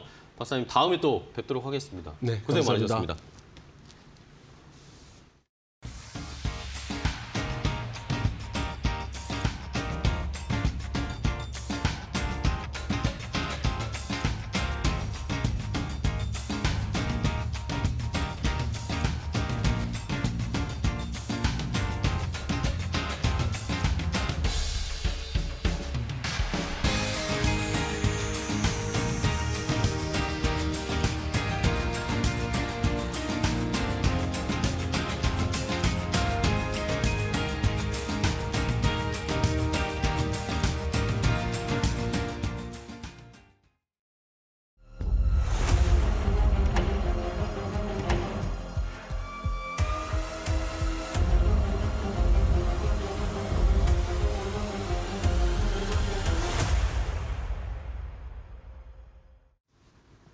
안녕하세요. 메이토크 신입섭입니다. 오늘의 주제는 코스피 2600 돌파 시도, 하나 에어로스페이스 57만 원 돌파, 삼양식품 90만 원 등급, 유리기판 관련주 PIEE 급등세입니다. 오늘 저녁에는 미국 증시가 없어서 아쉽겠네요. 그렇죠? 지금 나스닥이랑 필라델피아 반도체 지수 짝꿍이 플러스고 다우 S&P 500 짝꿍은 마이너스 났네요. 그렇죠? 둘이 엇갈렸고 저희 짝꿍끼리 거의 매일 짝꿍끼리 움직이죠. 괜히 짝꿍이라고 한 게 아니에요. 둘이 짝지어서 저렇게 일관적으로 다른 방향으로 움직이거든요. 다우랑 S&P 500 마이너스 났죠. 자, 다우 45,000원 뚫기가 좀 힘든 모습이네요. 어쨌든 지금 수렴형이 굉장히 응축되고 있기 때문에 이게 위로 터진다면 또 크게 터질 수 있는 지금 상황입니다. 나스닥을 보겠습니다. 나스닥은 2만을 이제 지지를 하기 시작했네요. 그렇죠? 종가도 2만을 지켜냈고요. 와, 이게 또 뻗어 올라가면은 다시 한번 또 그 엔비디아 딥시크발 충격으로 인해서 눌렸던 부분은 결국 주가의 신고가로 다 잠재워져 버릴 것 같은데요. 그렇죠? 2만에서 이제 2만 204니까 얼마 안 남았네요. 뒤로 가겠습니다. 불길이 치솟는 느낌인데. 자, S&P 500은 제일 좋죠. 6114.63 거의 지금 신고가거든요. 네, S&P 500이랑 나스닥이 거의 신고가 부근으로 다시 접근하고 있습니다. 필라델피아 반도체 지수 보겠습니다. 자, 필라델피아 반도체 지수도 이제 21선을 뚫어내고 올라오려는 모습이네요. 그렇죠? 수면 위로 머리를 쑥 내미는 모습이 나왔고요. 뒤로 가겠습니다. 자, 독일 닥스는 뭐 대단합니다. 시세가. 그렇죠? 위로 올라가가지고 이제 작은 이제 십자 음봉이 나오고 있는데요. 이격이 상당히 많이 벌어졌기 때문에 이동평균선과 이격이 뭐 여기서 뭐 조정을 하더라도 아주 이상한 상황은 아닐 겁니다. 뒤로 가겠습니다. 브라질이 장대 양봉이 나왔거든요. 장대 양봉이 나오면서 121선을 다시 뚫으려는 시도하고 있습니다. 작년 12월 달에 한번 시도하다가 위에 꼬리 달고 쫙 밀렸었는데 다시 한번 그 부분을 찔렀습니다. 결국 브라질도 완전 V자가 완성이 됐네요. V자 반등으로 지금 저항선 돌파를 눈앞에 두고 있습니다. 자, 뒤로 가겠습니다. 자, 인도는 급등을 못하고 밑바닥에서 지금 헤매고 있는 모습이네요. 브라질과 인도가 조금 갈립니다. 뒤로 가겠습니다. 자, 상해입니다. 상해도 어느덧 61선을 이제 지지하고 안착해서 올라오고 있는 모습이죠. 이 지금 그 2015년도 초반 들어설 때 장대 음봉으로 두들겨 맞았던 그 부분의 충격은 일단 다시 메꿨습니다. 심천도 볼까요? 네, 심천도 마찬가지죠. 거기에 충격은 다 이제 회수가 된 상황입니다. 다시 한번. 그래서 지금 이제 장군 멍군을 한 번씩 주고 받고요. 이제 2000선에서 얘도 또 2000이네요. 또 2000 마디지수대를 지켜내고 있습니다. 뒤로 가겠습니다. 네, 오히려 니케이가 지금 다시 헤매고 있는 모습이죠. 니케이가 박스권 중단으로 들어가서 아주 지금 소용돌이 속에, 그렇죠? 아주 위아래가 파동이 마치 심전도처럼 왔다 갔다 하는 그 중간 부분에서 계속 헤매고 있습니다. 대만을 가겠습니다. 대만도 또 박스권 중단이네요. 다시 이제 브라질하고 상해 심천이 조금 오르니까 이제 대만하고 니케이가 다시 박스권 중단부로 회귀하는 모습을 보여주고 있습니다. 뒤로 가겠습니다. 그 사이에 이제 코스피, 코스닥이 오히려 좀 반전을 잃었죠. 자, 코스피 지금 양봉이 하나, 둘, 셋, 넷, 다 여섯, 6일 연속 지금 양봉이 나오면서 일단 시원하게 위를 벗겼습니다. 그렇죠? 여기 하락갭이 떨어질 때만 해도 야, 이거 다시 또 떨어지는 거 아니야 했지만 역시 이 하락갭이나 상승갭이나 마찬가지인데 2, 3일 내에 메꿔버리면 의미가 없어집니다. 그렇죠? 그래서 이 하락갭도 2, 3일 만에 메꿨던 게 반전의 계기가 됐고 이번엔 반대로 이 상승갭을 지금 3일 지났는데 메꾸지 않았죠? 그럼 이 상승갭은 의미가 상당히 커집니다. 지지로서. 그래서 지금 굉장히 좋은 흐름이에요. 자, 뒤에 코스닥을 가겠습니다. 코스닥은 먼저 이동평균선을 뚫었었죠. 자, 계속 승승장구하고 있습니다. 770에 접근하고 있습니다. 11월 달에 670 이 정도였는데 많이 올랐어요. 자, 뒤로 가겠습니다. 자, 원달러 환율이죠. 자, 원달러 환율이 지금 모든 이동평균선 밑으로 지금 봉이 내려갔죠. 약간. 그렇죠? 지금 이게 만약에 붕괴되면은 이 밑에 1410원대까지 열려버립니다. 만약에 지금 이게 급락이 일어나면은 코스피, 코스닥이 지금 중요한 이동평균선을 돌파하는 시도가 일어날 수가 있어요. 자, 원달러 환율 차트와 코스피 차트에 완전히 반전되는 그 어떤 교착점에 지금 딱 있습니다. 지금 거기서 뭔가 한번 탁 뭐가 트리거가 작동을 해가지고 이게 한번 반대 방향으로 서로 움직이게 되면은 코스피의 급등이 일어날 수도 있어요. 지금 이게 원달러 환율이 급락을 할 수도 있는 지금 그림이기 때문에 지금 쏟아지기 일보 직전이에요. 지금 그렇죠? 만약에 이런 모습으로 그대로 쏟아져 버리면은 자 반대로 코스피는 급등하겠죠. 왜냐면 이게 원달러 환율 차트가 무너진다는 거는 외국인의 순매수가 왕창 들어온다는 뜻이니까요. 자 뒤로 가겠습니다. 자 원유는 제자리 걸음을 하고 있고요. 뒤로 가겠습니다. 자 외국인만 그것만 돌아서면 되거든요. 그것만. 자, 오늘은 안 될 것 같고요. 오늘은 이미 1,600억을 팔고 있기 때문에 자 일별로 보겠습니다. 저 한 번만 무너지면 되는데요. 그렇죠? 자 지금 3일 연속 팔고 있는데 야 이게 외국인 순매수로 전환만 되면은 저게 지금 원달러 환율 차트가 쏟아질 것 같거든요. 그러니까 외국인이 순매수를 해가지고 주식을 사고 달러를 많이 내니까 우리나라에 달러가 많아지겠죠. 달러 가치가 떨어지겠죠. 달러가 흔해지니까. 그 원달러 환율 차트는 달러의 그 저희 가치를 나타내니까 폭락을 하겠죠. 그러면 이제 코스피 차트는 급등을 하는 건데 외국인의 순매수가 안 떨어지고 있습니다. 자, 그것만 떨어지면 지금 원달러 환율 차트 아까 그거 망가집니다. 차트 완전히 못생겨져요. 그럼 코스피 차트가 예뻐지거든요. 근데 그 외국인 매수 그 조건이 지금 퍼즐이 안 맞춰주고 있어요. 지금. 자, 뒤로 가겠습니다. 아침에 외국인이 매수가 들어오면서 강력하게 사들어가는 12시 이전에 막 3천억 이상 사는 그런 모습이 나오는 날 아마 원달러 환율 붕괴되면서 코스피 급등 나올 수도 있어요. 자, 이 지금 미국에서는 엔비디아가 이제 2.63으로 다시 마이크로소프트를 제치고 지금 2위로 올라갔고요. 애플, 엔비디아, 마이크로소프트 이 3강 체제. 이건 굳건하죠. 아마존하고는 좀 차이가 있습니다. 자, 얘네 3시가 333짜리들이에요. 자, 뒤로 가겠습니다. 엔비디아 무너지지 않고 있어요. 그렇죠? 자, 일본입니다. 오늘 지금 제일 많이 오르는 거는 스미토모, 미쓰이 파이낸셜 이 종목이 많이 제일 많이 오르고 있고요. 그 다음에 도쿄 일렉트론 순이네요. 뒤로 가겠습니다. 자, 대만은 안 했습니다. 뒤로 가겠습니다. 대만은 1위부터 20위 종목이 뭔지만 파악을 하시면 될 것 같고요. 자, 미국의 이 그 특징주는 뭐 미국 주식은 아닙니다만, 그러니까 미국 주식인데 미국 주식 시장인데 다른 나라들 거죠. 이건 ADR로 이제 상장되어 있는데. 여기 가로치고 ADR이죠. 잘렸는데 ADR이죠. 아메리칸 예탁증서잖아요. 알리바바인데 이 중국 기업인데 최근에 굉장히 많이 급등했거든요. 지금 이 1월 13일만 해도 80달러짜리가 지금 126달러니까 폭등했네요.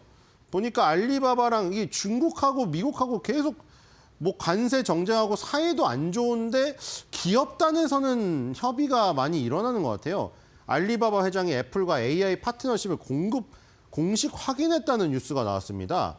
그래서 애플이 중국 내 여러 기업들과 논의한 끝에 당사와 협력하기로 결정했다. 그들은 당사의 AI를 활용해 아이폰을 구동하기를 원한다. 이렇게 밝혔답니다. 자, 그래서 이제 중국에 글쎄요, 이게 진짜인지 모르겠는데 왜냐하면 우리가 화웨이에서 많이 보셨잖아요. 화웨이의 어떤 장비를 쓰다가 우리가 개인정보가 다 유출되고 방금 딥시크도 나왔잖아요. 그래서 못 쓰는 거 아니에요. 딥시크를 괜히 싼 맛에 썼다가 내 집 주소까지 그 중국 딥시크에 다 넣는다는 뭐 그런 소리가 있기 때문에 그래서 여기도 화웨이를 비롯한 중국 기업들은 작년부터 AI 기능을 탑재한 스마트폰을 적극 홍보해왔지만 애플은 올해 가을 미국 출시 예정인 애플 인텔리전스와 관련해 중국 시장에서는 별다른 움직임을 보이지 않았다. 이런 우려 때문에 항상 안 했던 거예요. 그 화웨이 것도 그렇고 샤오미도 그렇고 틱톡도 그렇고 다 배제하는 이유가 딥시크도 그렇고 그런 논란 때문이거든요. 뭐 그런 음모론 있잖아요. 중국의 군사 기업과 연관이 되어가지고 중국의 군사 그 기업 쪽으로 뭐 저기 쪽으로 군대 쪽으로 다 빠진다. 우리 정보가 싼 맛에 쓰다가 뭐 내 정보 다 털리니까 조심해라. 뭐 이런 얘기 있잖아요. 근데 지금 일단 알리바바 조 차이 회장이 이런 인터뷰를 했습니다. 애플과 과연 협의를 해서 파트너십을 이어 나갈 것인지 봐야 될 것 같고요. 뒤로 가겠습니다. 자, 귀주모테주가 요즘에 급등했습니다. 일단 자사주 매입했다는 소식이 있었잖아요. 자사주 매입한 효과도 있었는지 일단 급등을 하기 시작했습니다. 뒤로 가겠습니다. 자, CATL입니다. CATL도 지금 급등이 나왔죠. 다시 회복되고 있어요. 자, 심천에는 CATL 1위인데 상해에는 귀주모테주 술주식 1위잖아요. 지금 지켜보니까 어때요? 이 중국의 주요 기업들은 사실 다 미국 홍콩 가 있잖아요. 지금. 텐센트 홀딩스는 홍콩 가 있고 알리바바는 지금 미국 가 있잖아요. 주요 IT 기업들은 다 미국, 홍콩 가서 상장했습니다. 그렇죠? 그러니까 상해에는 귀주모테주 술주식이 있는 거죠. 뒤로 가겠습니다. 자, 도요타용자가 꼬꾸라지고 있습니다. 도요타용자 그 1-3분기 실적 좋게 나왔다는 소식이 있었잖아요. 근데 실적에도 불구하고 지금 61선을 깨고 내려갔습니다. 그래서 지금 니케이 지수가 다시 박스권 중단으로 회귀해버린 거예요. 뒤로 가겠습니다.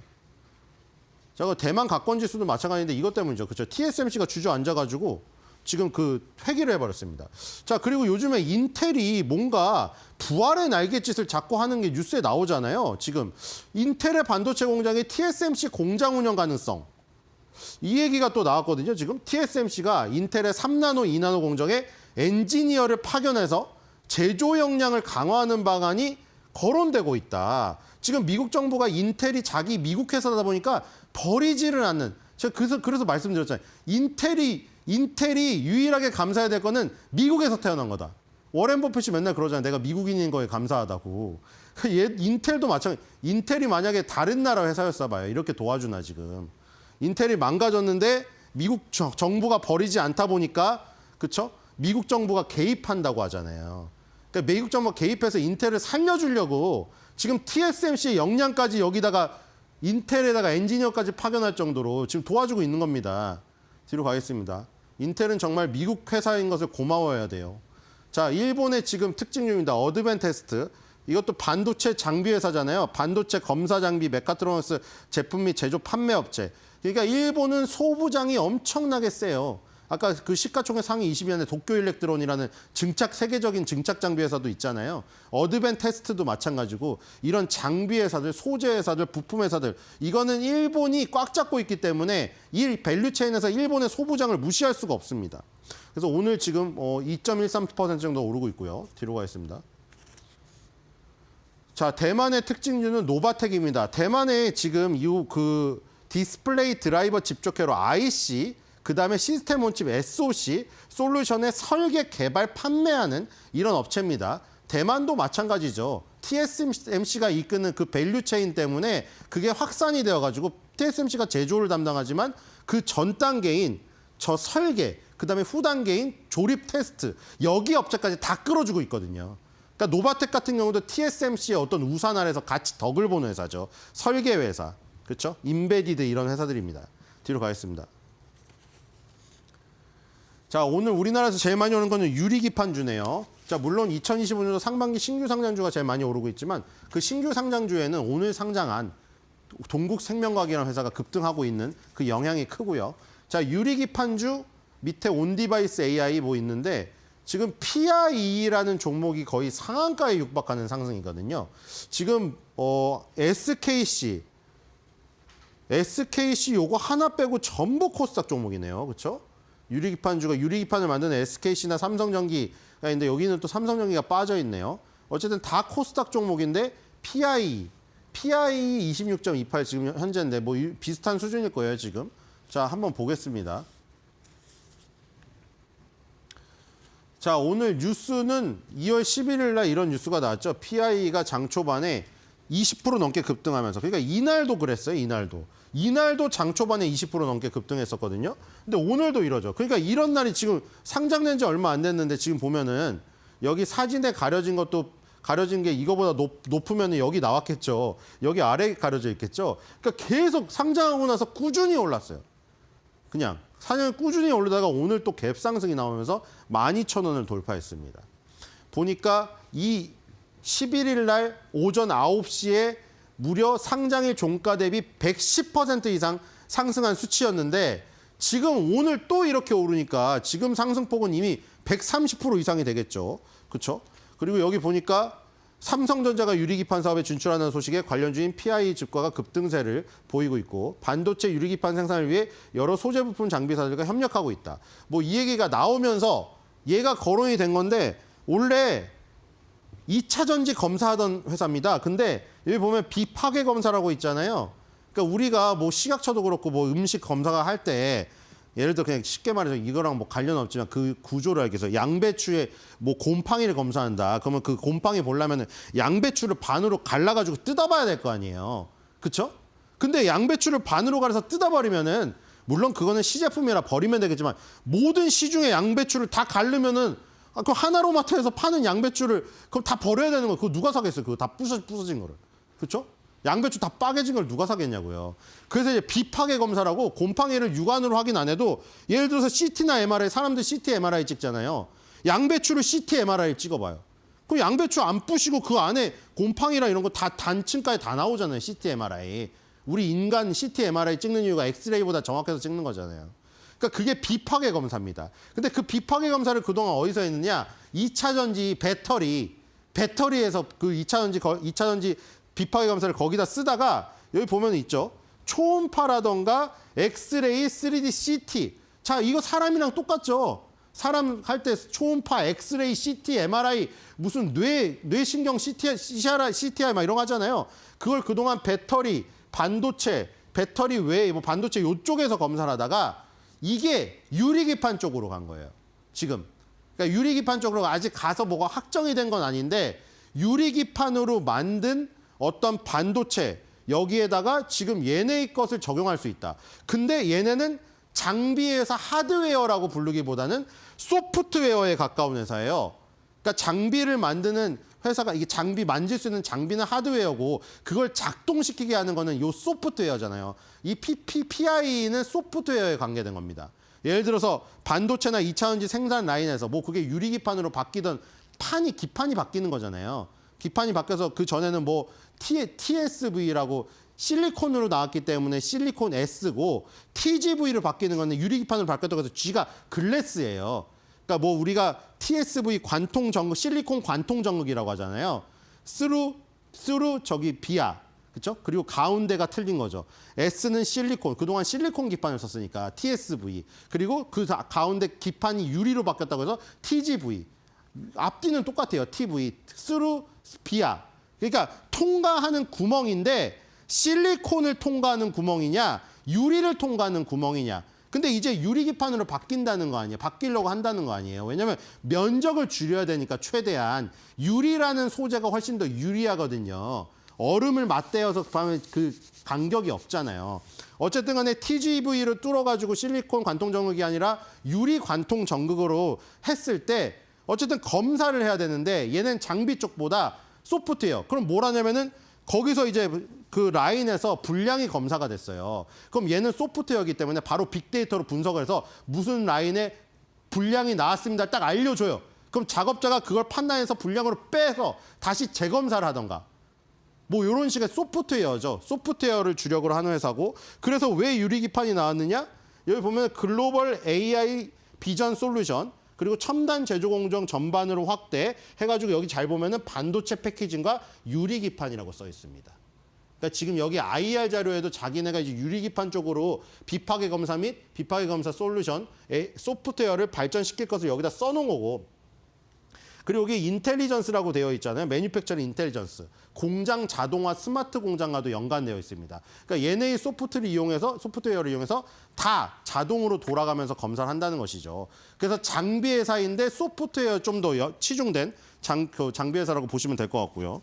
자, 오늘 그리고 이 제목에 나왔던 불닭볶음면 관련한 삼양식품이 90만 원을 돌파했거든요. 이제 좀 있으면 황제주인 100만 원에 도전할 가능성이 있습니다. 지금도 시세가 죽질 않았거든요. 그래서 여러분들 제가 그 예전에도 말씀드렸는데 내가 매운 거를 정말 못 먹어서 저도 그래요. 매운 거를 절망 못 먹어갖고 불닭볶음면을 너무 싫어해요. 저 얘기하는 거거든요. 그런데 여기선 이율 배반적으로 주식시장에선 이율 배반적으로 접근해야 된다고 했죠. 트럼프가 싫어서 4년짜리 크루즈 패키지를 타고 떠나 있더라도 트럼프 수혜주에 투자라는 이율 배반적인 거를 가져야 되듯이 이것도 똑같아요. 내가 불닭볶음면에 매워서 싫어하고 되게 안 매운 라면을 좋아하더라도 이 시장에서는 매운 라면에 투자를 해야 된다는 거죠. 우리는 수익을 얻어야 되니까. 이율 배반적으로 행동하십시오. 오늘의 한 줄 매도평입니다. 불닭의 불길이 거의 화염 수준. 활활활활활.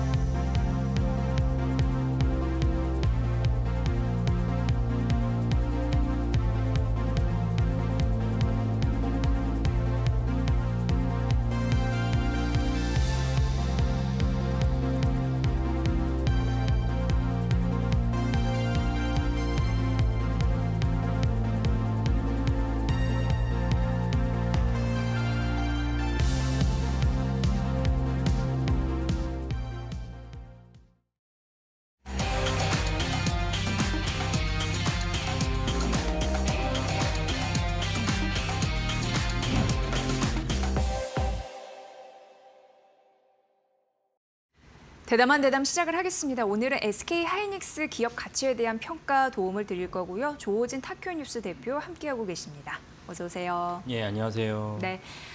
지분 추가 매입 소식이 있는데 그 미국의 그 자산운용사 더 캐피탈 그룹이 SK 하이닉스의 지분을 추가로 매입했다라는 소식이 있습니다. 근데 여기가 3,900조 원을 굴리는 자산운용사라서 굉장히 큰 힘을 쓰는 그런 곳이더라고요. 어떻게 보셨습니까? 예.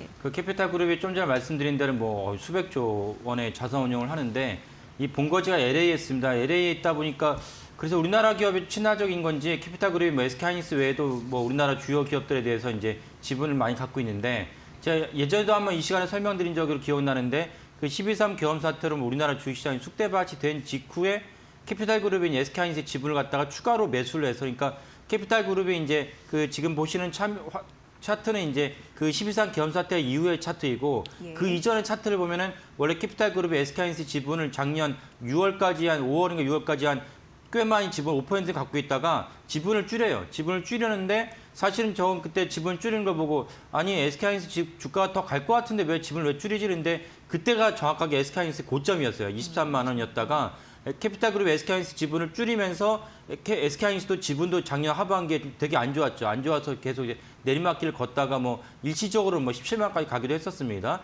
그런데 12.3 계엄 사태로 많은 사람들, 국내 주식 투자가들도 뭐 몸살이고 있는 그 시점에 네. 캐피탈 그룹이 SK 하이닉스 지분을 갖다가 추가로 매수를 해서 그러니까 매수했던 걸 보니까 3%까지 줄였다가 그 이후로 이제 추가로 매수를 해서 5%까지 늘렸습니다. 그래서 그 시간에 제가 한번 설명드린 적이 있습니다. 그러니까 12.3 계엄 사태로 많은 사람들이 몸살이고 있을 때 캐피탈 그룹은 아니다. 우리 SK 하이닉스가 앞으로 더 갈 거라 생각한다고 간주했기 때문에 다시 지분 추가를 단행하면서 5% 이상의 그 지분을 늘리면서 공시를 하면서 그때 어떻게 보면 이제 고맙기도 하고 뭐 캐피탈 그룹도 사실은 뭐 SK 하이닉스가 더 올라갈 거 생각하니까 그 당시 12.3 계엄 사태 때 5% 이상 늘렸다가 이번에 지난주 공시였습니다. 이번에 다시 추가로 지분을 매입을 했다라고 공시하면서 6.7%까지 지분을 늘렸습니다. 지금 보시는 화면이 이제 캐피탈 그룹이 초록색이 이제 캐피탈 그룹 지분이 늘리는 것이고 위에 있는 이제 파란색이 이제 SK 하이닉스의 주가 동향입니다. 그래서 여기 캐피탈 그룹이 SK 하이닉스의 지분을 늘리는 것과 동시에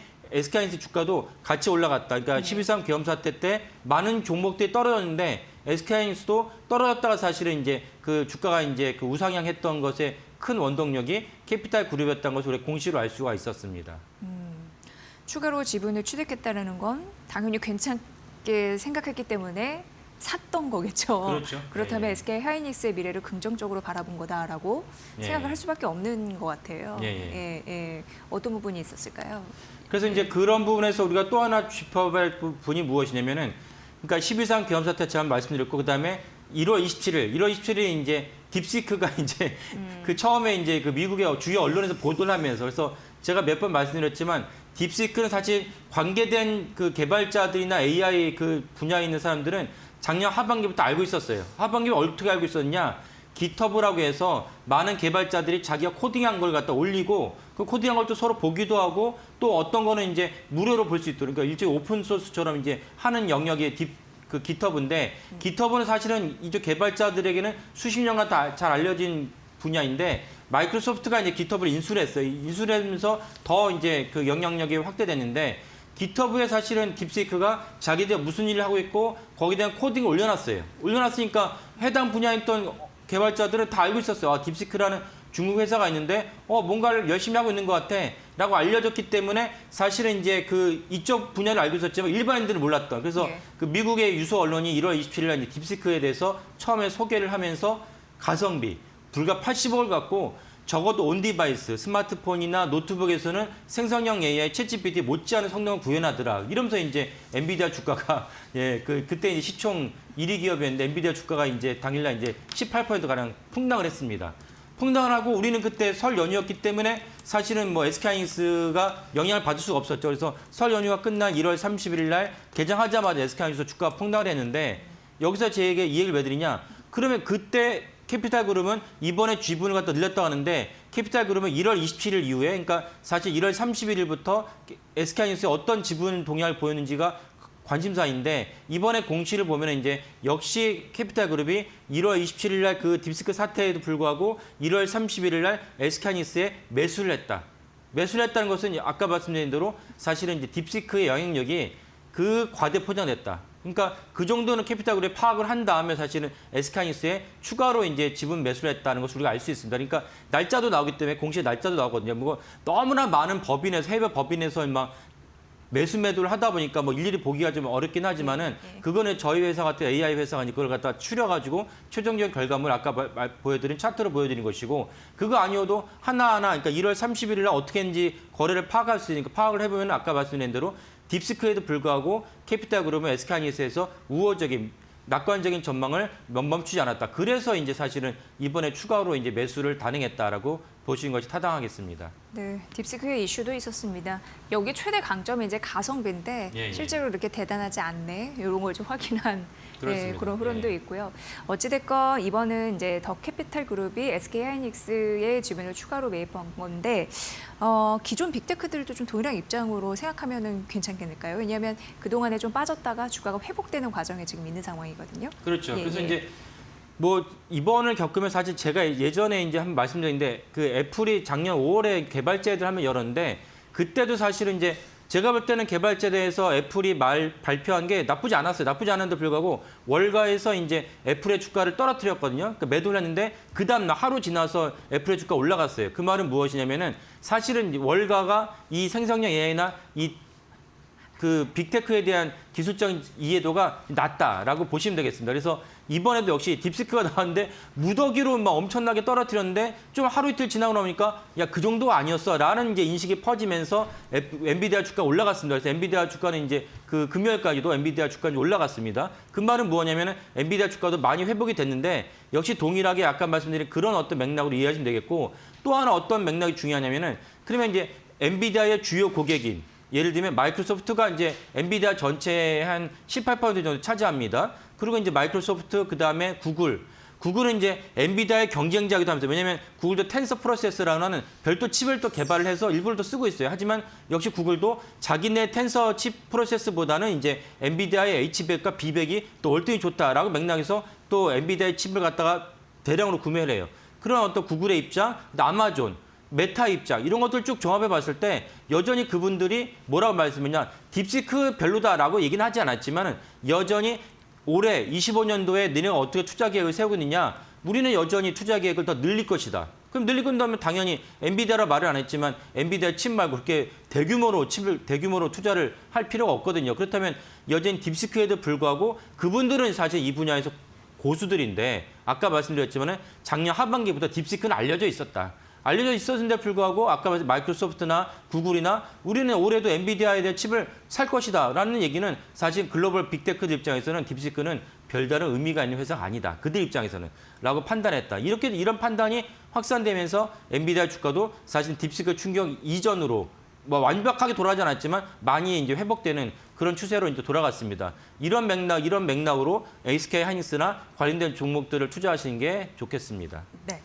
SK하이닉스 오늘 보면 외국인의 매수에는 잇따라 나오고 있고 기관도 오래간만에 순매수하는 흐름들이 나타나는데 예. 외국인 지분율은 점차적으로 좀 넓어지고 있는 것 같아요. 예. 예. 어떻게 보세요? 예, 맞습니다. 그러니까 그러면 캐피탈 그룹은 공시를 했기 때문에 SK하이닉스가 아까 봤을 때 1월 30일 설 연휴 끝나자마자 어떻게 매수 매도 현지를 파악할 수 있는데 그럼 다른 외국인 그룹은 SK하이닉스를 어떻게 매수 매도했는지를 갖다 파악할 수 있는데 역시 동일하게 다른 외국인 그룹들도 1월 31일 날 딥시크 충격에도 불구하고 SK하이닉스의 지분을 계속 늘렸다는 사실을 알 수 있습니다. 그래서 그 금요일자 종가 기준이었을 때 SK하이닉스의 지분율이 되게 높아졌어요. 그러니까 1월 딥시크 충격으로 SK하이닉스가 주가가 떨어졌다고 생각을 하지만 사실은 그때부터 외국인들은 지속적으로 SK하이닉스 지분을 늘렸다는 걸 알 수 있습니다. 그러니까 캐피탈 그룹도 마찬가지고 외국인들도 주가가 떨어지니까 야 이거는 되게 저가에 매수할 수 있는 좋은 기회다. 그 우리 보통 개인 투자가들이 말하는 네티즌들이 보통 얘기하는 줍줍의 기회다. 이럴 때 우리가 사지 않으면 언제 사느냐 이런 맥락으로 사실은 기관들도 팔고 개인들도 팔 수 있지만은 SK하이닉스의 외국인 주주들은 1월 30일 날 딥시크 충격에도 계속해서 집을 늘렸다는 걸 알 수 있습니다. 그러니까 그 말은 아까 말씀드린 그 빅테크들 엔비디아의 주요 고객된 빅테크들도 야 그 딥시크 그거 가지고 뭘 할 건데 라는 맥락으로 계속 엔비디아의 칩을 계속 사겠다고 발표를 했고 그다음 우리나라 입장에서 봤을 때는 SK하이닉스를 봤을 때 외국인 주주들이 여전히 SK하이닉스가 사실은 유망하다라고 생각하면서 그 지금 그 1월 31일 이후에 90만 주 이상을 매수를 했어요. 90만 주라면 SK하이닉스가 이제 평단 19만 원, 20만 원 계산을 했을 때 1,800억 이상이 되는 엄청난 돈입니다. 이런 돈을 매수했다는 것은 사실은 아까 말씀드린 딥시크에 대한 영향력이 그렇게 많지 않다라고 볼 수가 있는 것이고 SK하이닉스의 지분율이 55.97% 거의 56% 육박을 하죠. 이건 엄청난 숫자입니다. 그러니까 SK하이닉스는 기간 산업이 아니기 때문에 기간 산업이라는데 예를 들면 대한항공 그다음에 SK텔레콤, KT 같은 거는 지분이 50%를 넘을 수가 없어요. 그걸 우리가 법으로 정해놨어요. 근데 그런 회사가 아니기 때문에 SK하이닉스의 지분율이 56% 육박하다는 것은 SK하이닉스가 얼마만큼 대단한 평가를 받고 있는지를 우리가 단적으로 알 수 있다. 그러니까 12.3 계엄 사태라는 건 되게 충격적인 사건인데 그럼에도 불구하고 외국인 지분이 계속 높아지겠다는 것은 외국인들은 야 12.3 계엄 사태 니네 정치적 영역이고 우리는 돈 벌어야 되니까 오직 돈 버는 것에 관심이 있는 것입니다. 그러니까 돈 벌어야 되고 주가가 저평가됐으니까 우리는 아랑곳하지 않고 지분을 늘리겠다라는 맥락으로 이제 투자를 했다라고 보시면 되겠습니다. 네. 오늘 장 열릴 때도 CXL 시장 열린다라고 하면서 SK하이닉스가 3월 말 양산 시작한다라는 이슈도 부각을 받았었는데 어쨌든 HBM, 넥스트, 그러니까 HBM 요 여러 가지 기술도 관심사이고 어떤 섹터에서 지금 SK하이닉스가 또 주목을 끌고 있는지 그 부분도 함께 봐야 될 것 같습니다. 그러니까 말씀하신 거는 HBM은 잘 알겠는데 반도체가 HBM에 있지 않지 않느냐. 예를 들면 이제 낸드 플래시가 있고 그다음에 범용 HBM도 D램의 일종이 하지만 D램에서 HBM 다른 것들은 어떻게 되냐 이런 것도 같이 살펴볼 필요가 있는데요. 일단 낸드 플래시는 1월 달부터 가격이 상승으로 이제 약간이라도 올라서고 있습니다. 계속 추락을 하고 있다가 약간 올라서고 있으니까 그것만으로도 기존 반도체 업종에서는 큰 수혜가 되죠. 그리고 이제 D램 같은 경우도 가격이 이제 떨어지다가 사실 멈췄어요. 멈췄다는 거는 더 이상 떨어지지 않는 것만 하더라도 사실은 해당 기업 입장에서는 손실을 피할 수 있는 그런 어떤 중요한 모멘텀이 됩니다. 그래서 사실 이런 사실이 이제 지난주에 알려지니까 SK하이닉스도 사실은 뭐 영향이 있죠. SK하이닉스 우호적인 어떤 환경이 조성됐지만 또 다르게 이제 우호적인 환경에서 힘입는 종목이 어디냐면 삼성전자입니다. 그래서 지난주 삼성전자 주가가 사실은 일부 이제 올라갔던 이유도 아까 말씀드린 범용 반도체에서 어느 정도는 이제 가격이 이제 저항선에 부딪히고 더 이상 추락하지 않을 것 같다라는 전망과 낸드 플래시는 그냥 올라가는 것 같다라는 전망이 같이 겹쳐지면서 삼성전자 주가가 사실 반등하는 그런 계기도 됐다. 그러니까 결국 SK하이닉스도 그런 기업, 그런 종목, 그런 제품들 만들어요. 제품들 만드는데 시장에서 가격이 추락하지 않고 보합이라든지 올라간다면 SK하이닉스는 원래 고가의 HBM에 플러스 여기에 범용 반도체도 같이 붙으니까 그 영업이익은 더 올라갈 수밖에 없다라는 것은 이제 SK하이닉스에도 긍정적이라고 보셔야겠습니다. 네. 지금 그리고 트럼프 정책 이런 부분도 자유로울 수가 없는 것 같습니다. 자국 네. 내에 미국 생산 투자 시설을 늘려라라고 함과 동시에 중국 내에 공장이 있다면 첨단 반도체 제조 시설 이쪽으로 자꾸 또 압박을 하고 있는 모습. 우리로서는 좀 답답한 흐름들이 이어지고 있는데 SK하이닉스도 직간접적인 영향권에 있잖아요. 그렇죠. 어떻게 볼까요? 예. 그러니까 결국 트럼프 대통령의 정책은 이제 크게는 이제 관세라는 건 이제 그 미국의 자국의 공장을 유치하려고 그러는데 이제 온쇼어라고 하죠. 오픈은 이제 밖에 나갔던 거를 자국으로 더 온쇼어인데 그걸 바이든 대통령 어떤 식으로 이제 유도했냐면은 당근을 줬어요. 야, 우리나라의 반도체 공장을 지어주면 내가 인센티브를 줄게. 그래서 삼성전자 같은 경우 뭐 7조, 8조 정도의 인센티브를 받아야 되는데 지금 받을 수 있을지 모르겠습니다. 그 트럼프 대통령 입장에서는 야, 그건 전임자지 내가 한 일이 아니잖아. 이런 입장이에요. 지금 상무부 장관은 그렇게 워딩을 했어요. 그러니까 삼성전자, 하이닉스나 사실은 원래 받아야 될 돈을 받을 수 있는지 모르겠지만 그러니까 바이든 정부는 그런 정책이었다면 트럼프 대통령은 왜 돈을 주는데 관세를 때리면 알아서 우리나라에다가 공장을 지을 텐데 왜 돈을 주지? 그러니까 트럼프 대통령은 정책이 당근보다는 채찍이에요. 그래서 관세로 이제 사실은 자국의 공장을 유치하겠다는 건데 원래 트럼프 대통령은 이제 유세 시절이나 얼마 전까지만 하더라도 그 정액제로 그러니까 모든 국가에다가 보편적 관세를 때리겠다. 중국은 말할 것도 없고 그런 정책이었는데 사실 곳곳에서 야 그렇게 하면 경제가 망가지고 무슨 이득이냐라고 얘기를 해서 그런지 모르겠는데 또 하나는 사실은 트럼프 대통령이 임기가 취임하면서 미국에 있는 그 3대 지수 S&P 500이나 다우나 나스닥이나 3대 지수가 안 좋아요. 그러니까 네. 미국 사람들은 지수에 대해 되게 신경을 많이 쓰거든요. 왜냐하면 미국 사람들은 일반 사람들은 자기 자산의 70% 가까이를 주식에 투자를 하고 있어요. 그러면 내가 저축보다 부동산보다 주식 투자했는데 주가가 내려간다, 지수가 내려간다. 그러면 기분이 나쁘죠. 기분이 나쁜 것은 바로 현 정부 트럼프 대통령의 지지율 하락으로 이어지니까 신경을 씁니다. 신경 쓰니까 야 그러면 정액제로 플랫 관세로는 하지 말고 우리 상호 관세로 그러니까 우리가 저 나라가 우리한테 한 10% 정도 관세 매기니까 미국도 10% 매기겠다. 그러니까 개별 국가별로 협상을 해서 관세를 매기겠다는 거로 정책을 전환했어요. 이건 어떤 것이 있느냐? 일단 현실적으로 4월 1일에 근데 골드만삭스의 전망으로는 야 4월 1일 할 수 없어. 그거 다 분석하고 하려면은 4월 1일 할 수 없고 어쩌면 뭐 6월 달이나 가능하겠다. 이러니까 이제 갑자기 주식시장 입장에서는 이 관세 때문에 받았던 충격이 2달에서 석 달, 4개월로 이제 늘어난 거예요. 그러다 보니까 어느 정도 숨통이 튈 수 있으니까 미국 시장도 어느 정도 이제 숨을 쉴 수가 있고 그다음 우리나라 시장에도 숨을 쉴 수 있고 특별히 유럽 시장이 많이 올라가고 있어요. 이런 것들은 사실 긍정적으로 볼 수 있고 트럼프 대통령이 또 다른 이제 정책을 한다면 관세 말고도 이제 어떻게든 이제 환율에 대한 분야인데 네. 환율도 사실 보긴 하겠지만 그 지난주 금요일 날 나왔던 미국 지표가 소매 판매가 안 좋았어요. 그리고 심지어 이제 그 CPI도 안 좋았고 그러니까 인플레이션이 재발할 것 같은데 소매 판매 안 좋았다는 거는 GDP가 안 좋을 것 같다. 그래서 이제 애틀란타 연은에서 추정하는 GDP 나우가 있습니다. GDP 나우가 갑자기 2%, 3% 미만으로 낮췄어요. 1분기 추정을. 그러면 사실 트럼프 대통령 입장에서 쇼크거든요. 그러니까 미국 경제가 둔할 것 같다라는 생각이 들게 되면 이것이 원래 환율이라는 거는 달러와 원화로 치면은 자국의 어떤 그 국가력의 경쟁력의 상징입니다. 그러니까 미국 경제 안 좋을 것 같다니까 강달러가 사실은 어쩔 수 없이 내려가게 돼요. 그래서 오늘도 환율이 지금 내려가고 있죠. 환율이 내려가면서 어떤 의미가 있느냐? 외국인들이 들어올 수 있는 투자할 수 있는 중요한 여건이 조성됩니다. 그러니까 외국인들 입장에서 그러니까 캐피탈 그러면 그럼요 대단한 거. 우리나라가 1,500원 갈 것 같은 그런 기조에 있을 때도 막 투자를 했거든요. 그러면 11,000원을 돌파한다면 캐피탈 그룹은 환자소를 있는데도 불구하고 투자를 했단 말이에요. 그럼 캐피탈 그룹은 1,500원 갈 줄 알았는데 1,450원에서 1,450원 밑으로 내려가서 1,400원을 조성된다. 그러면 앉아서 3% 환차익을 거둬요. 이런 것들을 외국인들이 다 점검하면서 트럼프 대통령이 펼쳤던 정책으로 말미암아서 강달러가 수그러들고 약달러 된다. 그러면 원화 환율이 내려가니까 외국인들은 투자할 수 있는 여건이 조성됐다. 이런 맥락에서 우리나라가 이제 코스피가 좋아지고 그리고 SK하이닉스가 오늘도 주가가 올라간 이후에 중요한 어떤 여건을 마련했다. 이렇게 해석을 합니다. 네, SK하이닉스 가치평가에 대해서 오늘 다각도로 분석을 잘 해주셨습니다. 조호진 타큐뉴스 대표와 함께 대담한 대담 진행했습니다. 눈여겨보고 있을게요. 잘 들었습니다. 네, 감사합니다.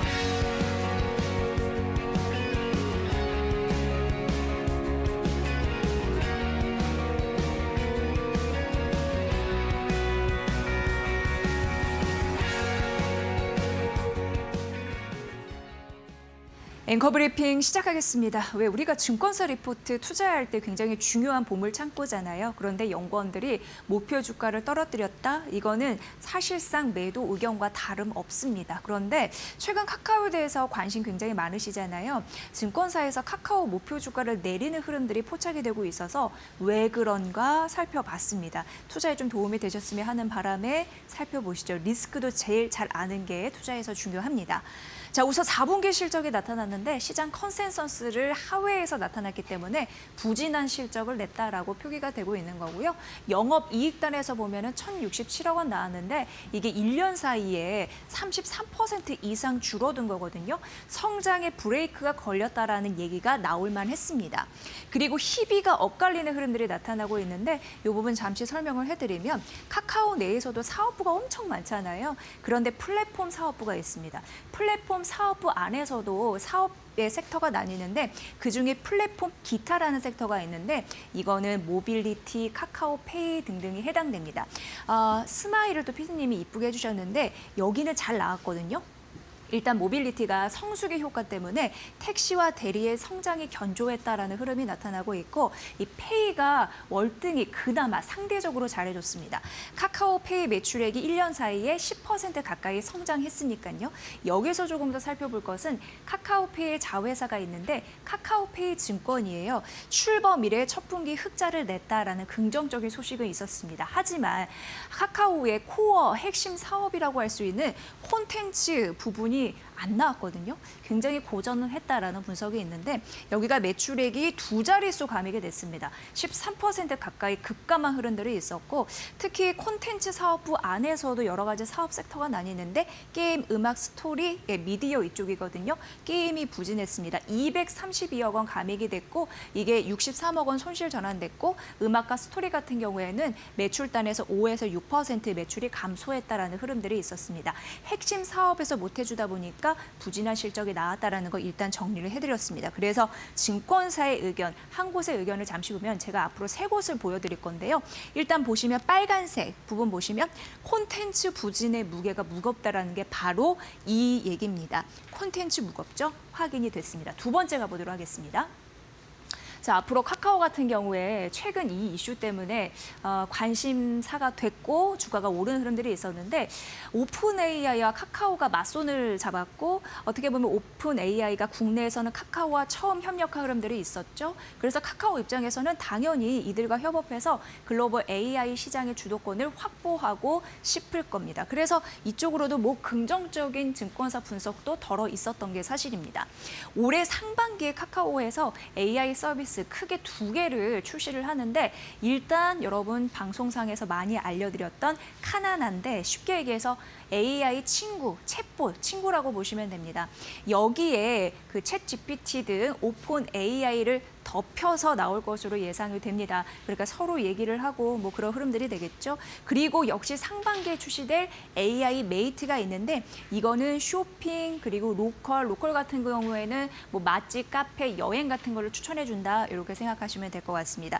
이게 잘 돼야 됩니다. 이게 잘 돼야지 플랫폼 부분의 다양한 사업 시너지가 가능하다라는 있으니까 이 부분 좀 보시고요. 지금 카카오톡 같은 경우에는 조금만 기사를 검색해보면 아시다시피 카카오톡 확 바뀌어야 산다라는 흐름들이 나타나고 있는데 왜냐 봤더니 카카오톡은 국민 메신저입니다. 국민톡입니다. 그럼에도 불구하고 사람들이 카카오톡을 한번 들어가서 이용하는 사용 시간이 그렇게 길지 않다라는 분석이 나와서 위기다라는 얘기가 여기서도 나타나고 있습니다. 카카오톡은 작년 기준으로 4,800만 명이 이용하는 국민톡인데 1월 월 평균 사용 시간 봤더니 하루 약 23분밖에 안 된다고 합니다. 그런데 유튜브 같은 경우에는 카카오톡 사용자보다 훨씬 못 미치거든요. 뭐 비슷비슷하지만 못 미치는데 불구하고 카카오톡 대비해서 한 번 들어갔을 때 이용하는 시간이 카카오톡 대비해서 3배 이상 많다고 하니까 훨씬 이쪽에 머무는 시간이 많다. 그러니까 이쪽은 수익을 쫙 빨아들이는데 카카오톡은 답보 상태다라는 얘기가 나오고 있습니다. 그래서 이들의 전략은 일단 카카오톡 들어가면 채팅도 하는데 선물 주기도 하고 여러 가지 뭐 쇼핑도 하고 그런 부분을 좀 확장해야 된다라는 고민이 있는 겁니다. 마지막 페이지 보도록 하겠습니다.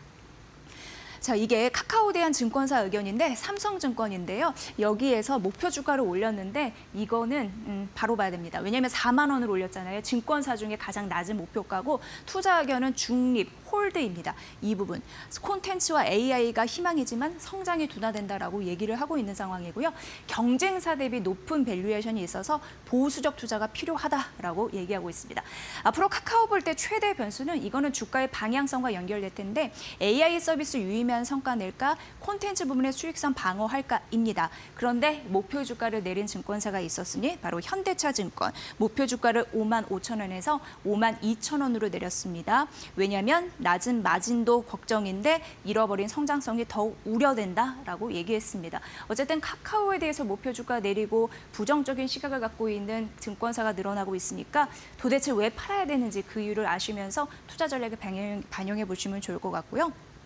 정리하면 카카오는 굉장히 대한민국의 데이터를 확보하고 있습니다. 정제된 데이터로 AI 시대에 성공을 해야 되는데 그 부분이 앞으로 주가 향방성에 굉장한 중요한 관건이 될 것 같다라고 정리하겠습니다. 앵커 브리핑 시간이었습니다.